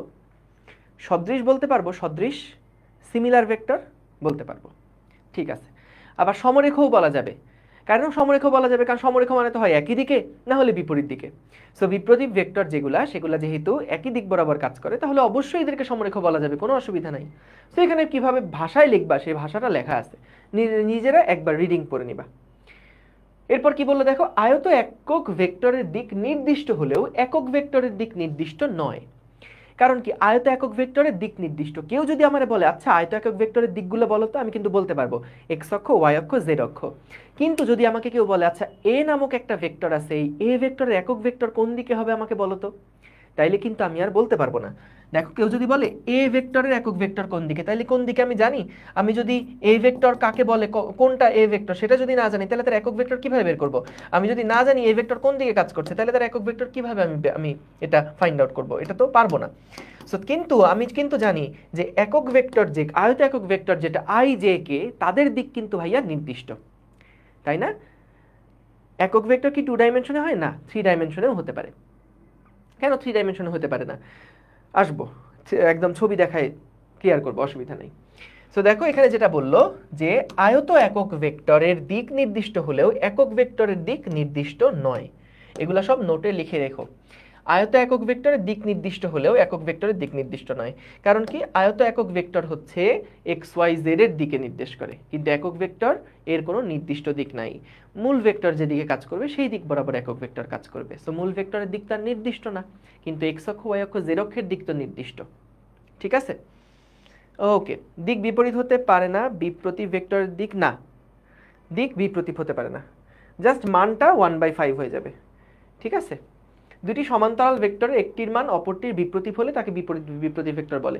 না, এটা আসলে হইতেও পারে। দেখো, যেহেতু সংজ্ঞার মধ্যে আছে কি সমান্তরাল ভেক্টর, তো সমান্তরাল ভেক্টর মানে কিন্তু তারা কি হতে পারে, সমান্তরাল ভেক্টর মানে কিন্তু তারা আমাদের 0 ডিগ্রি হতে পারে অথবা 180 ডিগ্রিও হতে পারে। দেখো এই টার্মগুলা আসলে একেবারে যে পুরা সবাই একইভাবে এটাকে মানে, বিষয়গুলো এরকম হয় না। বিপ্রতীপ ভেক্টর বলতে আমরা যেটা বুঝি যে একটা ভেক্টর আছে আর একটা ভেক্টরের মান তার ঠিক বিপরীত, তার ঠিক বিপরীত। সো এটা নর্মালি একই দিক বরাবর বোঝানো হয়, কিন্তু যেহেতু সমান্তরাল ভেক্টর তাহলে একই দিকেও হতে পারে অথবা তার বিপরীত দিকেও কিন্তু হতে পারে, যেহেতু দুইটা সমান্তরাল ভেক্টরের কথা সংজ্ঞায় আছে। এবং সমান্তরাল মানে আমরা জানি 0ও হতে পারে 180ও হতে পারে। ওকে, গেল। এবার আসো কয়েকটা এমসিকিউ আমরা চলো সলভ করে ফেলি। আগের দিন 2টা এমসিকিউ দেখছিলাম, এবার টানা কিছু এমসিকিউ প্রবলেম সলভ করে ফেলবো। বলো দেখি, কোনো ভেক্টরের পাদবিন্দু যদি ইচ্ছা মতো স্থানান্তর করতে না দেওয়া হয় তাহলে সেটা কোন ভেক্টর? গুড, সি, সেটা হলো সীমাবদ্ধ ভেক্টর। এক্সিলেন্ট, ভেরি গুড, সীমাবদ্ধ ভেক্টর আমরা পারি। বরিশাল বোর্ড 2023 সালে আসা। পরেরটা দেখো তো কি হবে। একই দিকে ক্রিয়াশীল সমজাতীয় কিন্তু অসমমানের দুইটা ভেক্টরকে কি ভেক্টর বলে? দিনাজপুর বোর্ড 2023। বলো।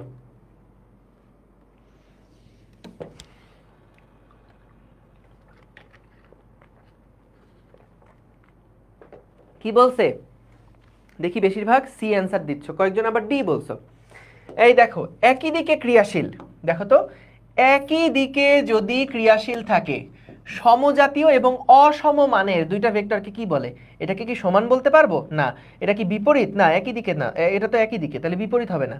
এটা কি বিসদৃশ? দুইটা ভিন্ন দিকে? না, সদৃশ, তাহলে অ্যান্সার সদৃশ, তাহলে অ্যান্সার। পরেরটা কি?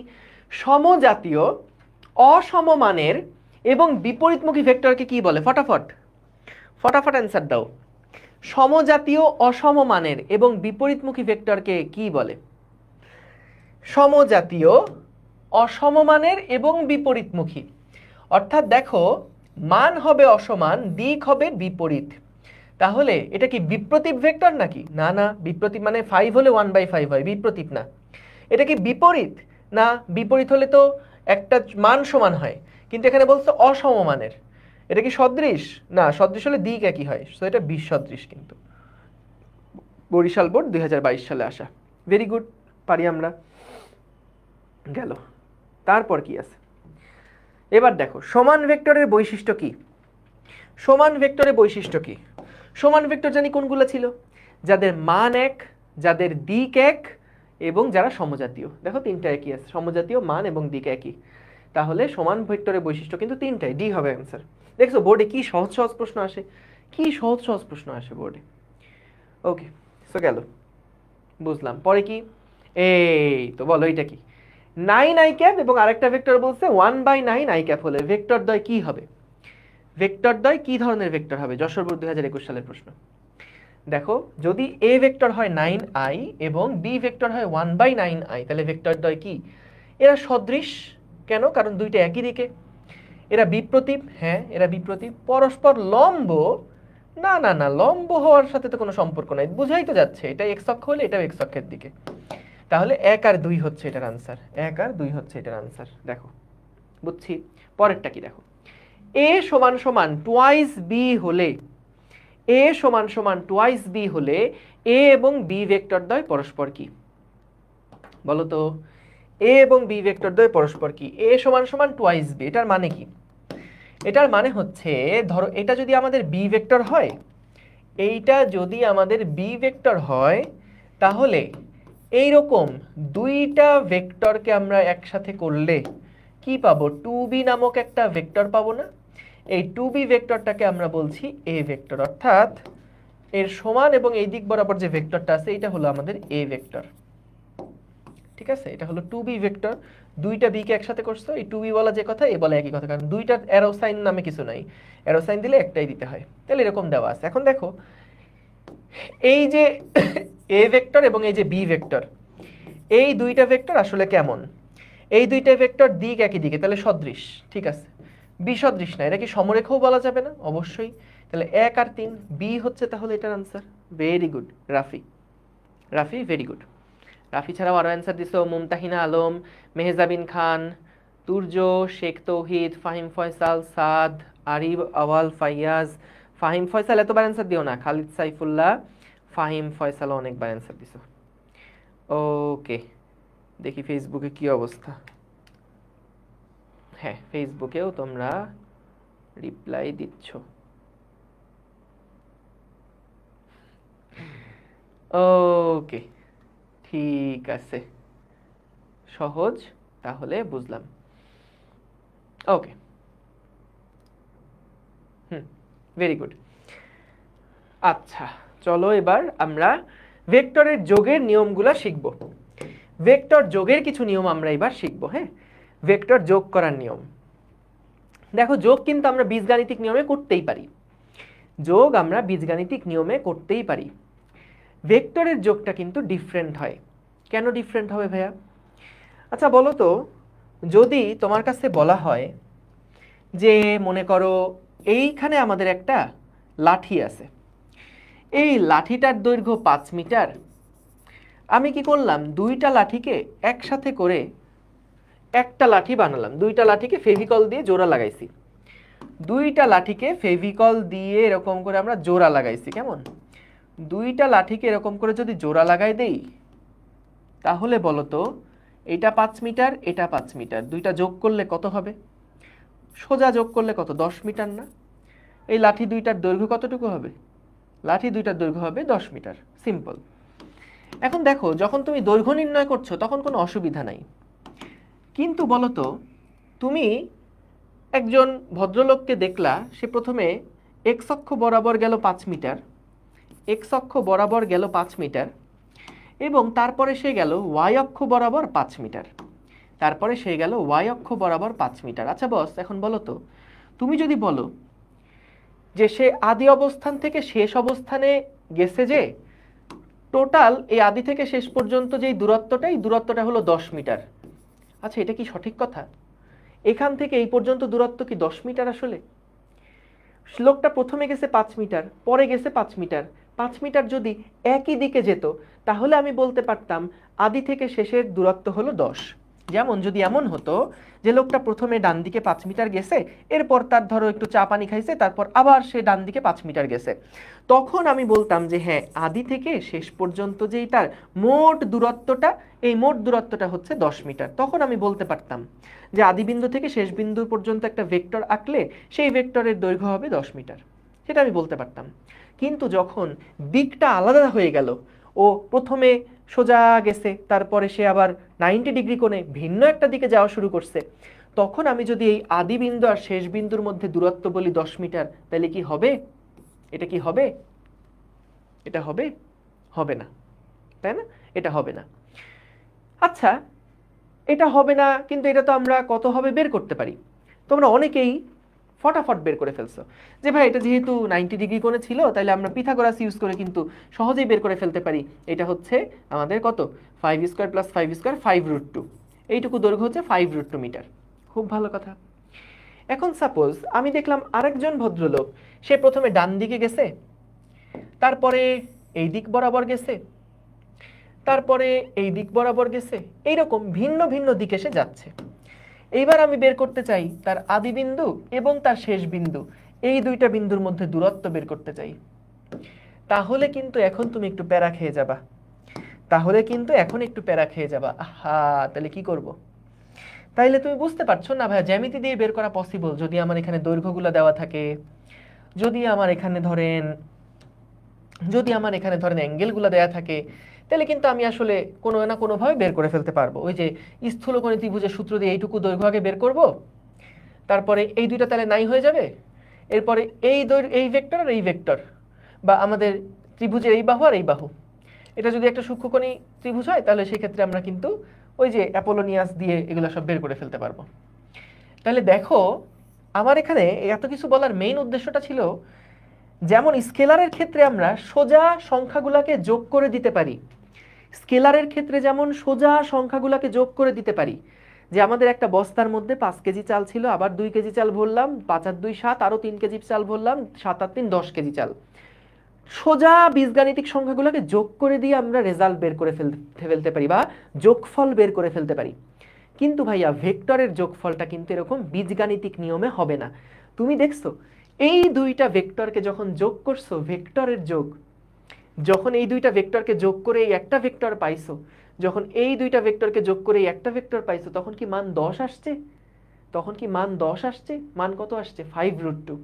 তাহলে দেখছো এইখানে কিন্তু আমাদের বীজগাণিতিক নিয়মে যোগ করা সম্ভব না। এইখানে আমরা কি ইউজ করে দৈর্ঘ্যটা বের করলাম? জ্যামিতি ইউজ করে দৈর্ঘ্যটা বের করলাম না? সো এই কারণে বলা হয় ভেক্টরের যোগ বীজগাণিতিক নিয়মে সম্ভব না, ভেক্টরের যোগ করতে হয় জ্যামিতিক নিয়মে। কারণ তুমি 5 মিটার 5 মিটার দূরত্ব গেলা, কিন্তু ওই 2 বার 5 মিটারের মধ্যে কোণ কত ছিল সেইটার উপরে নির্ভর করবে তোমার আদিবিন্দু আর শেষ বিন্দুর দূরত্ব কত। বুঝতে পারছো? সো তাহলে এই জন্য কি বলা হয় যে ভেক্টরের যোগ কোনো বীজগাণিতিক নিয়ম মানে না। ভেক্টরের যোগ, দেখো ভেক্টরের যোগ, ভেক্টরের যোগ বীজগাণিতিক নিয়ম মেনে চলে না। বীজগাণিতিক নিয়ম, বীজগাণিতিক নিয়ম মেনে চলে না। ঠিক আছে, ভেক্টরের যোগ কোনো বীজগাণিতিক নিয়ম মেনে চলে না। ভেক্টরের যোগ কি নিয়ম মেনে চলে? জ্যামিতিক নিয়মে হয়। ভেক্টরের যোগ হয় কেমন? ভেক্টরের যোগ হয় জ্যামিতিক নিয়মে। এবং জ্যামিতিক নিয়ম মানে তো বুঝছো যে আমরা এই তিনটা দৈর্ঘ্য যোগ করলেই তো আদি থেকে শেষের দৈর্ঘ্য পাবো না, আমাদেরকে এই দৈর্ঘ্যটা বের করার জন্য এখানে ত্রিকোণমিতি লাগবে, বা আমাদের ওই যে হায়ার ম্যাথের উপপাদ্য লাগবে, এগুলা লাগবে, তাই না? তাহলে আমরা এটা বুঝছি, ক্লিয়ার, ক্রিস্টাল ক্লিয়ার, যে আমরা ভেক্টরের যোগ কিন্তু বীজগাণিতিক নিয়মে হয় না, বীজগাণিতিক নিয়ম মেনে চলে না, এটা চলে কি জ্যামিতিক নিয়মে। এখন ভাইয়া ভেক্টরের যোগ অনেক ভাবে করা যায়, 2টা 3টা 4টা ভেক্টরের যোগ অনেক নিয়মে করা যায়। প্রথমে আমরা আগে শিখব কিভাবে 2টা ভেক্টরের যোগ করতে হয়। 2টা ভেক্টরের যোগ করতে পারলে আমরা তারপরে অনেকগুলো ভেক্টরের যোগ করতে পারবো। যেমন দেখো তোমার কাছে মনে আছে বাচ্চাকালে যখন আমরা ভেক্টর যোগ শিখছিলাম, যখন আমরা নর্মাল যোগ বিয়োগ শিখছিলাম, তখন কেউ যদি আমাদেরকে বড় একটা যোগ দিত, 5 যোগ 3 যোগ 8, যদি সাপোজ এত বড় একটা যোগ দিত, আমরা কি করতাম? আমরা কিন্তু একবারে যোগ করতাম না, আমরা কি করতাম বলো তো? আগে এই দুইটা যোগ করতাম, 5 আর 3 যোগ করে হয় 8, তার সাথে এবার এইটার যোগফলের সাথে এইটাকে যোগ করে তখন বের করতাম, এই দেখো আসছে 16। সো এই জন্য আমাদের আগে প্রথম যে কাজটা করতে হবে, যেমন আমরা বীজগণিত করার সময় আগে 2টা সংখ্যার যোগ শিখছিলাম, এখন ঠিক তেমনি সবার আগে আমরা আগে শিখবো কিভাবে 2টা ভেক্টরের যোগ আগে করতে হয়। এবং 2টা ভেক্টরের যোগ যদি তুমি পারো, তাহলে তোমার কাছে 3টা থাকুক 4টা থাকুক 10টা ভেক্টর থাকুক, তুমি কিন্তু সবগুলার যোগ বের করে ফেলতে পারবে। বুঝতে পারছো? তাহলে আমরা দেখো ভেক্টরে অনেকগুলা যোগের নিয়ম আছে, কিন্তু সবগুলোর যেভাবেই তুমি যোগ করো না কেন রেজাল্ট কিন্তু একটাই আসবে, 2টা ভেক্টরের যোগফলের রেজাল্ট একই রকম আসবে। যেমন আমি যদি তোমার বলি আচ্ছা 5 আর 8 তুমি যোগ করো তো, এই যোগ যে যত নিয়মে করুক না কেন, যে যত নিয়মে করুক না কেন, এর রেজাল্ট কি আসবে? 5 আর 8 যোগ করলে 13, যে 13ই আসবে না সারা জীবন? তাহলে একই জিনিস, যে 5 আর 8 যোগ করলে যেমন 13 আসছে, এটা সকল কেসের জন্য সত্যি, যেমনেই তুমি যোগ করো না কেন, 8 এর সাথে 5 যোগ করো বা 5 এর সাথে 8 যোগ করো, এটা ক্যালকুলেটরে করো বা হাতে করো, একদম হাতে গুনে গুনে করো বা লিখে লিখে করো, যেভাবে করো, যত প্রসেসেই যাও না কেন রেজাল্ট কিন্তু একটাই। ঠিক তেমনি ভেক্টর যোগের অনেকগুলা নিয়ম থাকতে পারে, কিন্তু তাদের রেজাল্ট কি হবে? একটাই হবে কিন্তু। তাই কনফিউজড হবে না, একটা নিয়ম ভালো মতন শিখলেই হবে। আমরা যদি একটা নিয়ম ভালো মতন শিখি তাইলে হবে, কিন্তু না, আমরা সবগুলা নিয়মই শিখব এবং সবগুলা নিয়ম শিখে আমরা দেখব যে কিভাবে করে রেজাল্ট বের করতে হয়, এবং আসলে আলটিমেটলি আমাদের ফাইনাল যে যোগফলটা সেটা কি একই রকম হয় কিনা, এই জিনিসগুলো আমরা দেখে রাখবো। বুঝতে পারছো? ওকে, ঠিক আছে, গেল, এইগুলো আমরা বুঝলাম। এইবার আসো, দেখো সাধারণ সূত্র, এটা হলো ভেক্টর যোগের সাধারণ সূত্র। এই সাধারণ সূত্রটা দিয়ে আমরা না মূলত জ্যামিতিক নিয়মে ভেক্টরের লব্ধিটা বের করি। লব্ধি মানে কি? লব্ধি মানে হচ্ছে ভেক্টরের যোগ। ওই যে চ্যানেল দেখতে পাচ্ছ লব্ধি, ডান পাশে লেখা, আমার নিজের চ্যানেল, নাম হলো লব্ধি। লব্ধি নামটা এখান থেকে নেওয়া, যে দুইটা ভেক্টরের যোগফল বা অনেকগুলা ভেক্টরের যোগফল। হ্যাঁ, অনেকগুলা ভেক্টরের যোগফল। তো দেখো এটা নোট করবা কিভাবে? তুমি যখন এই যে সাধারণ সূত্র লিখে একটু ফাঁকা রাখো, তারপর আমি যা লিখতেছি তাই লেখো। পিডিএফটা দিয়ে দেওয়ার পরে এখানে যা লেখা থাকবে সেগুলোর সাথে সাথে লিখে ফেলবা, ঠিক আছে? দেখো সাধারণ সূত্রটা কি বলে। সাধারণ সূত্রটা হচ্ছে, আমি আগে বুঝাইনি তারপর আমি লেখাটা পড়বো। এখনই উপরের দিকে কেউ তাকাবে না, দাঁড়া, উপরের দিকে তোমরা তাকাবা আমি জানি, এবং উপরের দিকে তাকালে ভয় পেয়ে যাবা যে হায় হায় ভাই এত কিছু লেখা, এত কিছু কি লিখছেন ভাইয়া, এগুলো তো বুঝি না। তো দেখো আমি এগুলো সব মুছে দিলাম, কিচ্ছু নাই। মনে করো আমাদের কাছে কিছু ভেক্টর আছে, এইখানে একটা ভেক্টর আছে, এবং মনে করো আমাদের কাছে আরেকটা রঙ নেই, ধরো এইরকম আরেকটা ভেক্টর আছে, এরকম দুইটা ভেক্টর আছে। সো ভেক্টরের সাধারণ সূত্র কি বলে জানো? এর মতো সহজ দুনিয়া আর কিছু নাই, আসলে আর কিছু নাই। দুইটা ভেক্টর কিভাবে যোগ করতে হয়, যোগের সাধারণ সূত্রটা কি? সাধারণ সূত্র হচ্ছে যে একটা ভেক্টরের আদিবিন্দু জানো, শীর্ষবিন্দু জানো। সো প্রথম একটা ভেক্টর তুমি নিলা, প্রথম ভেক্টর কোনটা নিলা? প্রথম ভেক্টর মনে করো এটা নিলাম। সো এই প্রথম ভেক্টরের যে শীর্ষবিন্দু আছে তার সাথে দ্বিতীয় ভেক্টরের আদিবিন্দুকে যুক্ত করে দিবা। কি বললাম? কি বললাম? দ্বিতীয় কি বললাম? যে কোনো একটা ভেক্টর তুমি নাও এবং তার সাথে আরেকটা যে ভেক্টর আছে সেই আরেকটা ভেক্টরের আদিবিন্দুটাকে প্রথম ভেক্টরের শীর্ষবিন্দুর সাথে যুক্ত করে দাও। করছো? তাহলে প্রথম ভেক্টরের আদিবিন্দু এবং শেষ ভেক্টরের শেষ বিন্দু যুক্ত করলে যেই ভেক্টরটা পাওয়া যাবে সেটাই হচ্ছে আমাদের প্রথম দুইটা ভেক্টরের যোগফল বা প্রথম দুইটা ভেক্টরের লব্ধি। এই বুঝতে পারছো? মনে করো এটা আমাদের এক্স ভেক্টর, এইটা আমাদের ওয়াই ভেক্টর, এইটা আমাদের জেড ভেক্টর। তাহলে এই জেড ভেক্টর আমরা পাইছি কিভাবে? আমরা এক্স ভেক্টরের সাথে ওয়াই ভেক্টরের লব্ধি করে পাইছি। দেখো তাহলে কি হলো, যে কোনো দুইটা ভেক্টর যদি তোমাকে কেউ যোগ করতে বলে কি করব? আবার বলি, একটা ভেক্টরের শীর্ষবিন্দুর সাথে আরেকটা ভেক্টরের আদিবিন্দুকে যুক্ত করে দিবা। যুক্ত করছো? এখন প্রথম ভেক্টরের আদিবিন্দুর সাথে দ্বিতীয় ভেক্টরের শেষ বিন্দুকে যুক্ত করে দাও। প্রথম ভেক্টরের আদিবিন্দুর সাথে দ্বিতীয় ভেক্টরের শেষ বিন্দুকে যুক্ত করে দাও। যুক্ত করলে যা পাবা সেইটাই হচ্ছে প্রথম দুইটার যোগফল বা প্রথম দুইটার লব্ধি। সো এটা যদি এক্স হয়, এটা যদি ওয়াই হয়, এটা যদি জেড হয়, সবগুলোর উপরে ভেক্টর যেহেতু দিতে হবে, তাহলে জেড যেটা সেটা হচ্ছে এক্স আর ওয়াই এর যোগফল। এই কথাটাই এখানে লিখছে। চলো এবার পড়ি, আমরা রিডিং পড়ি। দেখো তো কি বলছে সাধারণ সূত্রে। একই প্রকার দুইটা ভেক্টরের, একই প্রকার দুইটা হইতে হবে, কারণ তুমি কখনোই কিন্তু 1 কেজি চালের সাথে 2 লিটার পানি দিয়ে বলতে পারো না যে মোট কত কেজি চাল আছে বা মোট কত কেজি হলো, তাই না? মানে এখানে বিষয়টা হচ্ছে যোগ করতে হলে দুইটা সমান সমান রাশি নিয়ে যোগ করতে হবে। চালের সাথে চাল যোগ করা যায়, 1 কেজি চালের সাথে 2 লিটার পানি যোগ করে কোনো নতুন সংখ্যা কিন্তু আমরা পাবো না। ঠিক তেমনি এটা যদি হয় বেগের ভেক্টর, এটা যদি হয় বলের ভেক্টর, তাইলে কিন্তু হবে না। আমাকে দুইটা একই রকম ভেক্টর যোগ করতে হবে। তাহলে দেখো কি বলছে, একই রকমের দুইটা ভেক্টর মানে একই জাতীয় দুইটা ভেক্টর, বা দুইটা বেগ হলে বেগ, সরণ হলে সরণ, তারপরে ইয়া হলে কি বলে, বল হলে বল, একই রকম হতে হবে। একই প্রকার দুইটা ভেক্টরের প্রথমটার শেষ বিন্দু, এই দেখো বলছি কিন্তু এক্স এর শেষ বিন্দু, এবং দ্বিতীয়টার আদি বিন্দু একই বিন্দুতে স্থাপন করে প্রথম ভেক্টরের আদি বিন্দু এবং দ্বিতীয় ভেক্টরের শেষ বিন্দু সংযোজক সরলরেখার দৈর্ঘ্য ভেক্টর দুইটির লব্ধির মান নির্দেশ করে, এবং লব্ধির দিক হবে প্রথম ভেক্টরের আদি বিন্দু হতে দ্বিতীয় ভেক্টরের শেষ বিন্দুর দিকে।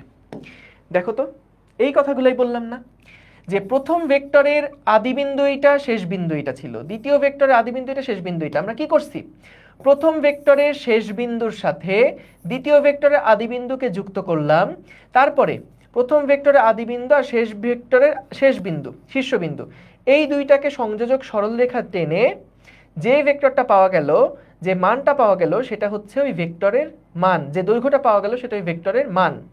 আর দিকটা কোন দিকে? দিক হচ্ছে প্রথম ভেক্টরের আদি বিন্দু থেকে দ্বিতীয় ভেক্টরের শীর্ষবিন্দু পর্যন্ত। বুঝছো? দেখো তো ঠিক আছে কিনা, বুঝতে পেরেছো? লামির উপপাদ্য যখন ওই যে আমরা মানে লব্ধির ম্যাথমেটিক্যাল ফর্মুলাগুলো দেখবো ওই সময় পড়ে ফেলবো। দেখো তো সবাই ক্লিয়ার কিনা? একদম সহজ। এখন কি নিজের ভাষায় লিখতে পারবা না? আমারে বলো। এই লেখা হুবহু হইতে হবে না। তোমাকে অনেক সময় ক নাম্বার প্রশ্নে বলবে যে ভেক্টরের সাধারণ সূত্রটা বিবৃতি করো। সো তখন তোমার কোনো টেনশন নাই, জাস্ট কনসেপ্টটা বুঝছো, এবার নিজের ভাষায় লিখবা যে একই প্রকারের দুইটা ভেক্টরের প্রথমটার শুরুর বিন্দু বা আদি বিন্দু এবং দ্বিতীয়টার দুইটা ভেক্টরের প্রথমটার শেষ বিন্দু বা শীর্ষবিন্দু, প্রথমটার শীর্ষবিন্দু এবং দ্বিতীয়টার আদি বিন্দুকে এক বিন্দুতে যুক্ত করে প্রথম ভেক্টরের আদি বিন্দু থেকে দ্বিতীয় ভেক্টরের শীর্ষবিন্দু পর্যন্ত যে ভেক্টরটা পাওয়া যায় সেটাই হচ্ছে ওই দুইটা ভেক্টরের লব্ধি।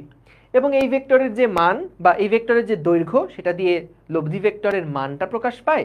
আর দিক হচ্ছে প্রথম ভেক্টরের আদি থেকে শেষ ভেক্টরের শেষ বিন্দু পর্যন্ত। ক্লিয়ার? একদম সবচেয়ে সহজ গেল।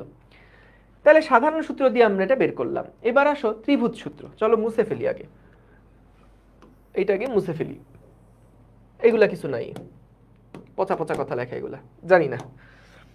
এইখানে আমাদেরকে বলছে মনে করো একটা ত্রিভুজের দুইটা সন্নিহিত বাহু একই ক্রমে আছে। একই ক্রমে আছে। আচ্ছা ক্রম মানে কি? যেমন আমি যদি তোমাকে এরকম একটা ত্রিভুজেকে বলি বাহুগুলাকে একই ক্রমে ঘোরো, তার মানে আমি এইখান থেকে এদিকে যাব, একই ক্রমে ঘোরা মানে এখান থেকে এদিকে যাব, একই ক্রমে ঘোরা মানে এখান থেকে এদিকে আসব। এটাকে আমরা বলি একই ক্রমে ঘোরা। একই ক্রমে ঘোরা, বুঝছো? একই অর্ডারে ঘোরা, একই ক্রমে ঘুরছি। প্রথমে যদি এরকম যদি হইতো যে না আমি একবার এখান থেকে এদিকে ঘুরলাম আর আরেকটার অ্যারো সাইন দিলাম এই দিকে, তাহলে কিন্তু একই দিকে ঘোরা হইল না, একই ক্রমে ঘোরা হলো না, একই দিক না, একই ক্রমে ঘোরা হলো না। তাহলে একই ক্রমে ঘোরা বলতে কি বোঝায়? যে প্রথমে এদিকে গেলাম, তারপরে এদিকে গেলাম, তারপরে এদিকে গেলাম, এইটাকে আমরা বলি একই ক্রমে ঘোরা। এখন দেখো ত্রিভুজ সূত্র আমাদেরকে যেটা বলে খুবই সহজ। ত্রিভুজ সূত্র কোথাও আসলে অ্যাপ্লিকেশন লাগবে না, সাধারণ সূত্রে অ্যাপ্লিকেশনে লাগবে না, জাস্ট শিখে রাখো এগুলা, অবজেক্টিভে বা ক খতে বিবৃতি করতে লাগবে। দেখো এখানে কি বলছে যে আমাদের এইখানে একটা ভেক্টর আছে এবং এখানে একটা ভেক্টর আছে। বলো তো আমরা যদি একটা ত্রিভুজ চিন্তা করতাম এই তিনটা বাহুকে নিয়ে, তাহলে বলো তো প্রথম দুইটা বাহু কি একই ক্রমে আছে না? একই ক্রমে আছে না? তাহলে দুইটা বাহু যদি, ত্রিভুজের দুইটা বাহু যদি একই ক্রমে থাকে, তাহলে 3 নাম্বার বাহুটা বিপরীত ক্রমে প্রথম দুইটা ভেক্টরের লব্ধি নির্দেশ করে। এটা হচ্ছে আমাদের ত্রিভুজ সূত্রের বিবৃতি। কি বললাম? যদি আমাদের একটা ত্রিভুজের দুইটা সন্নিহিত বাহু একই ক্রমে থাকে, একই ক্রমে থাকে, তাহলে বলো তো তৃতীয় বাহু একই ক্রমে থাকলে কি হতো? এই দিকে হতো না, একই ক্রমে না।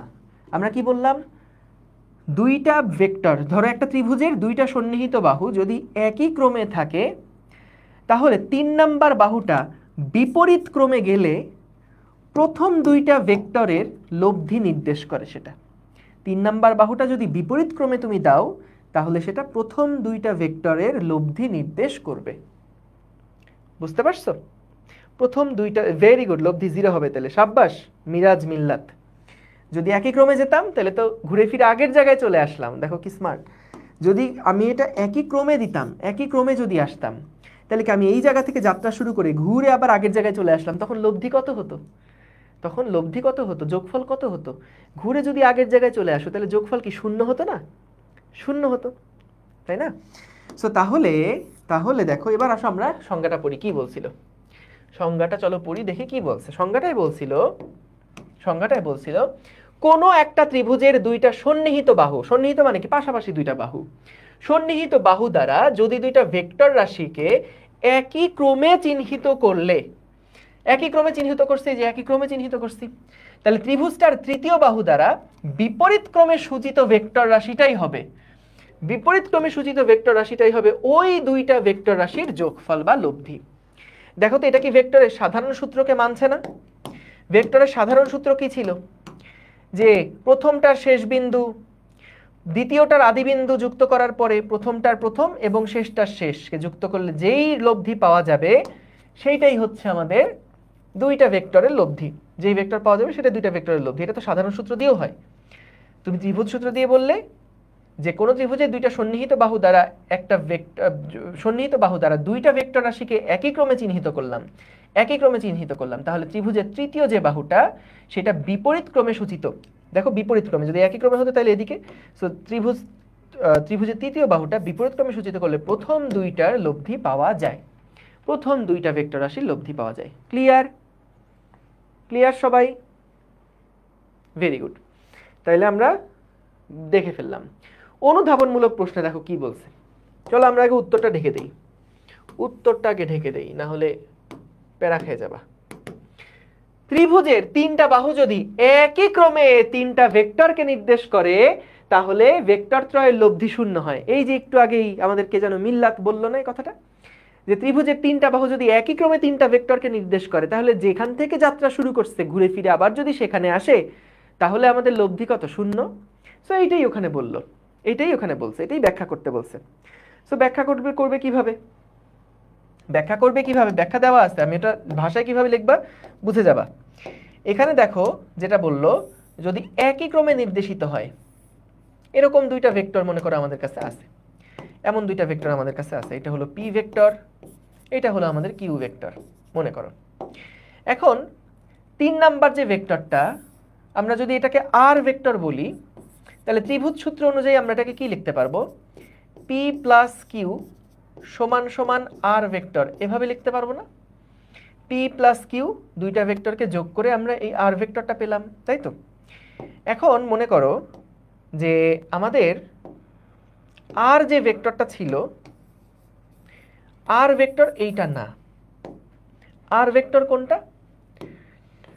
মনে করো আর ভেক্টর এইটা, এইটা মনে করো আমাদের আর ভেক্টর। তখন বলো তো এই দিকে যদি আর ভেক্টর হয় তাহলে এই ভেক্টরের ঠিক বিপরীত ভেক্টরকে আমরা কি বলবো? মাইনাস আর ভেক্টর বলবো না? মাইনাস আর ভেক্টর বলবো না? দেখো তো এইটা যদি আর ভেক্টর হয়, সাপোজ এই ভেক্টরটাকে যদি আর ভেক্টর কেউ বলে তাহলে তার 180 ডিগ্রি ঘুরে গেলে সেই ভেক্টরকে আমরা কি বলতাম? মাইনাস আর বলতাম।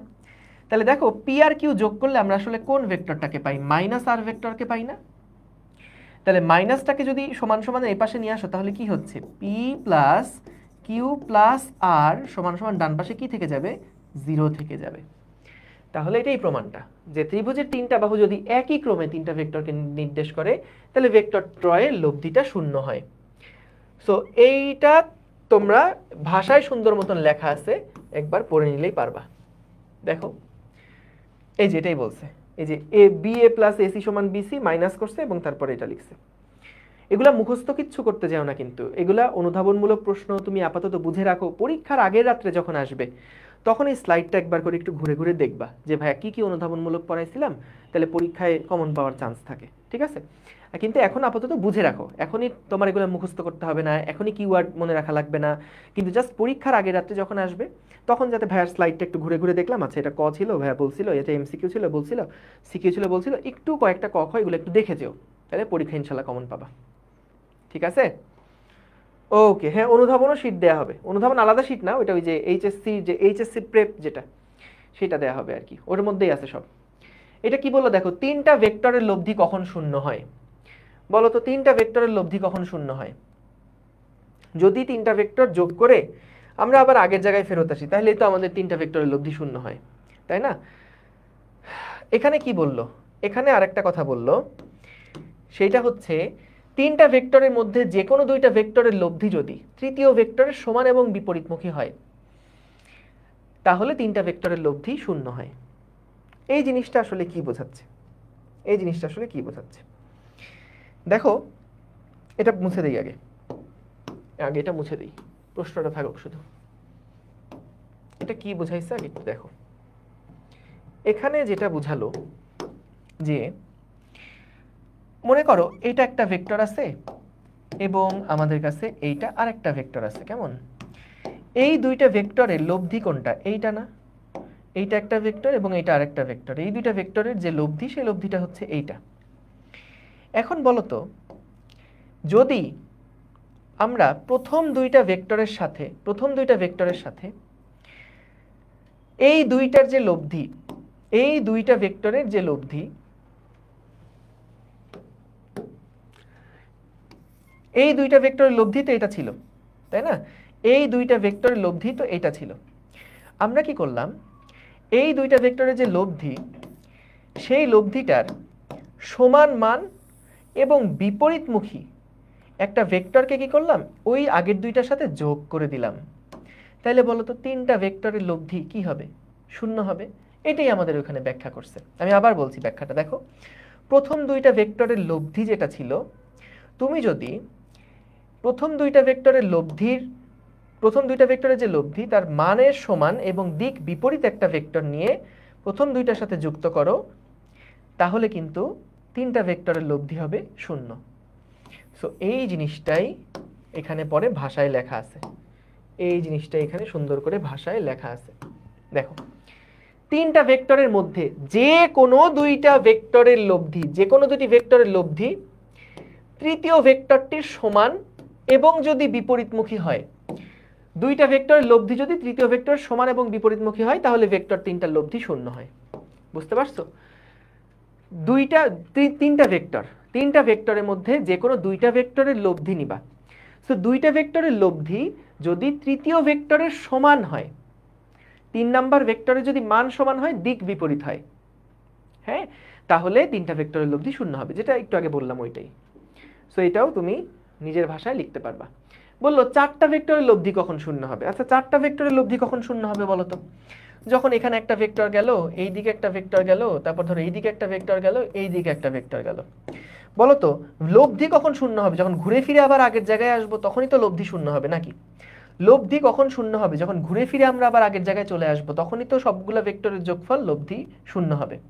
তাইলে বলো তো, যখন ঘুরে ফিরে আবার ফেরত আসতে হবে আগের জায়গায় এবং চারটা মাত্র ভেক্টর ইউজ করতে পারবো, আমি যদি 5টা ভেক্টর ইউজ করতে পারতাম, তাহলে কি হতো? এইদিকে একটা গেলাম, ভেক্টর দিলাম, এদিকে একটা ভেক্টর দিলাম, এদিকে একটা ভেক্টর দিলাম, এদিকে একটা ভেক্টর দিলাম, এদিকে একটা ভেক্টর দিলাম। দেখো এইটা কি হলো? এটা 5টা ভেক্টর, 1 2 3 4 5, 5টা ভেক্টরের লব্ধি এটা হচ্ছে শূন্য, কারণ ঘুরে আবার আগের জায়গায় চলে আসছি। আমাকে বলছে চারটা ভেক্টরের লব্ধি কখন শূন্য হবে, চিত্রের মাধ্যমে দেখাও। তাহলে চারটা ভেক্টরের লব্ধি শূন্য মানে কি? চারটা ভেক্টর ইউজ করে আমাকে একটা বদ্ধ ঘর বানাতে হবে, অর্থাৎ ঘুরে ফিরে আবার আগের জায়গায় আসতে হবে। তাহলে এটা কি একটা চতুর্ভুজ হয়ে যাবে না? একটা চতুর্ভুজ হয়ে যাবে না? সো এটাই এখানে বলছে, এটা যেহেতু একটা চতুর্ভুজ হয়ে যাবে তখন, এটাই এখানে বললো চারটা ভেক্টরের লব্ধি শূন্য হবে তখনই যখন চারটা ভেক্টরকে একটা ত্রিভুজের 4টি বাহু ক্রমানুসারে তৈরি করা যায়। দেখো একই ক্রমে যদি হয়, দেখো এখান থেকে এদিকে গেছো যেই ক্রমে, একই ক্রমে, বিপরীত ক্রম কিন্তু কোনোটা কিন্তু বিপরীত ক্রম না। দেখছো, একই ক্রমে যদি 4টা বাহুকে যুক্ত করা হয়, তখনই লব্ধিটা শূন্য হবে। চলো আমরা পুরা ক্লাস একবার একটু রিভাইজ করে আসি, কি কি পড়লাম আজকে, একটু চট করে রিভিশন দিয়ে আসি সবকিছু।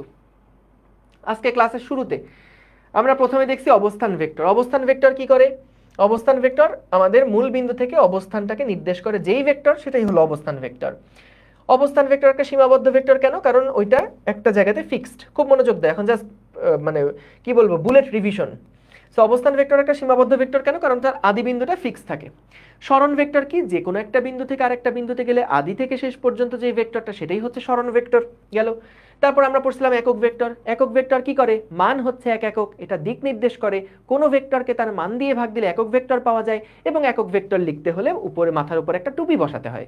এই 4টা ইনফরমেশন আমরা শিখছি। তারপরে কি আমরা দেখলাম যে আয়ত একক ভেক্টর। আয়ত একক ভেক্টর কি করে? এক্স অক্ষ বরাবর আয়ত একক ভেক্টর হলো আই ক্যাপ, ওয়াই অক্ষ বরাবর আয়ত একক ভেক্টর হলো জে ক্যাপ, জেড অক্ষ বরাবর আয়ত একক ভেক্টর হলো কে ক্যাপ। ডান। এবং তারপরে কি পড়লাম? বিপ্রতীপ ভেক্টর কি? যে এমন একটা ভেক্টর আছে, তার মানের বিপরীত, একটা ভেক্টরের মানের বিপরীত মান সম্পন্ন যে ভেক্টরটা, সেটাকে আমরা বলছি একটার বিপ্রতীপ ভেক্টর। দুইটা সমান্তরাল ভেক্টর হওয়া যাবে। একটা বিপরীত ভেক্টরকে সমরেখ ভেক্টর বলা যাবে, ডেফিনেটলি বলা যাবে, কারণ সমরেখ মানে একই লেখা বরাবর বা একই সমান্তরাল, এবং বিপ্রতীপ মানেও তারা একই সমান্তরাল। আয়ত একক ভেক্টরের দিক নির্দিষ্ট হলেও একক ভেক্টরের দিক নির্দিষ্ট নয় কেন?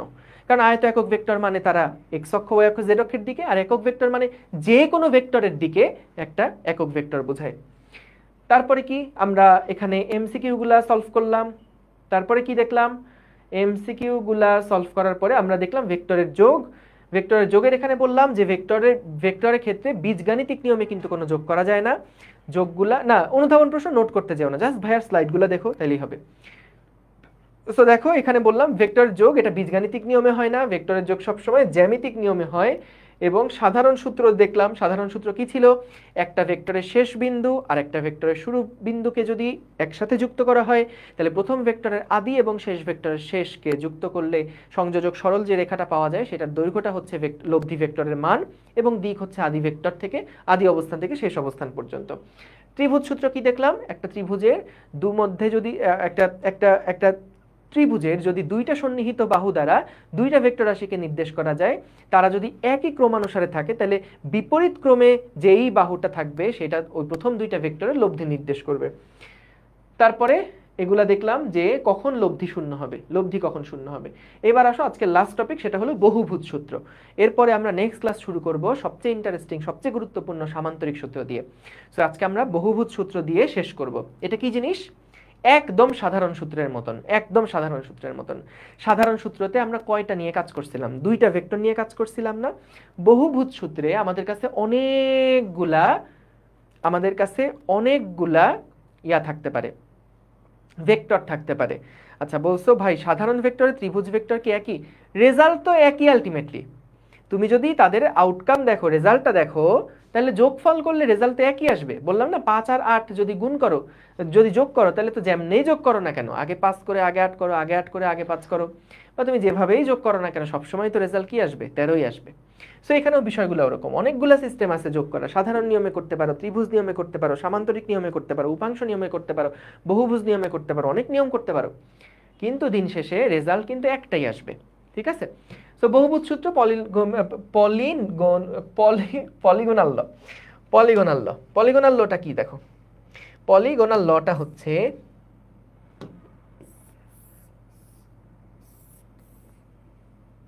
মনে করো আমাদের কাছে একটা বহুভুজ আছে। হ্যাঁ, মনে করো একটা বহুভুজ আছে, ঠিক আছে? এই উপরে লেখা আগে দেখো না, একটা বহুভুজ আছে। বহুভুজের শেষ বাহুটা বাদে প্রথম দিকের সবগুলা বাহুকে যদি আমরা একই ক্রমে যুক্ত করি, তাহলে শেষোক্ত যে বাহুটা থাকবে সেটাকে বিপরীত ক্রমে সাইন দিলে এটাই হচ্ছে প্রথম চারটার লব্ধি নির্দেশ করবে। এই যে একই ক্রমে তুমি যদি চারটা ভেক্টরকে বসাও, তাহলে 5 নাম্বার বাহুটা বিপরীত ক্রমে ওই প্রথম চারটার লব্ধির মান এবং দিক নির্দেশ করে। এটাই হচ্ছে বহুভুজ সূত্র।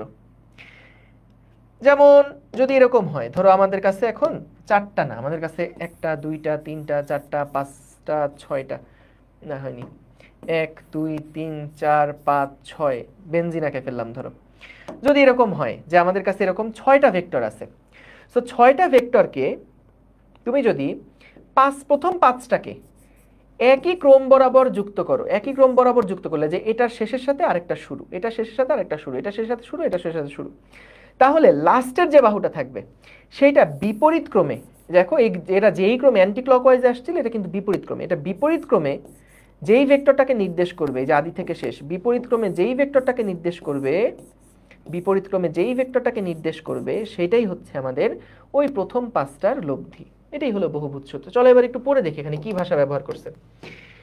2 এর বেশি ভেক্টরের ক্ষেত্রে একটি ভেক্টরের শেষ বিন্দুর সাথে আর একটি ভেক্টরের আদি বিন্দু, এই দেখো একটা ভেক্টরের শেষের সাথে আর একটা ভেক্টরের আদি বিন্দু, সেইটার শেষের সাথে মানে এইটার শেষ বিন্দুর সাথে আরেকটা ভেক্টরের আদি বিন্দু, আরেকটা ভেক্টরের আদি বিন্দু, এভাবে একই ক্রমে যুক্ত করে একটা বহুভুজ যদি তৈরি করা হয়, একই ক্রমে যুক্ত করে যদি একটা বহুভুজ তৈরি করা হয়, তাহলে শেষ বাহুটা বিপরীত ক্রমে ভেক্টরগুলোর লব্ধির মান এবং দিক প্রকাশ করবে।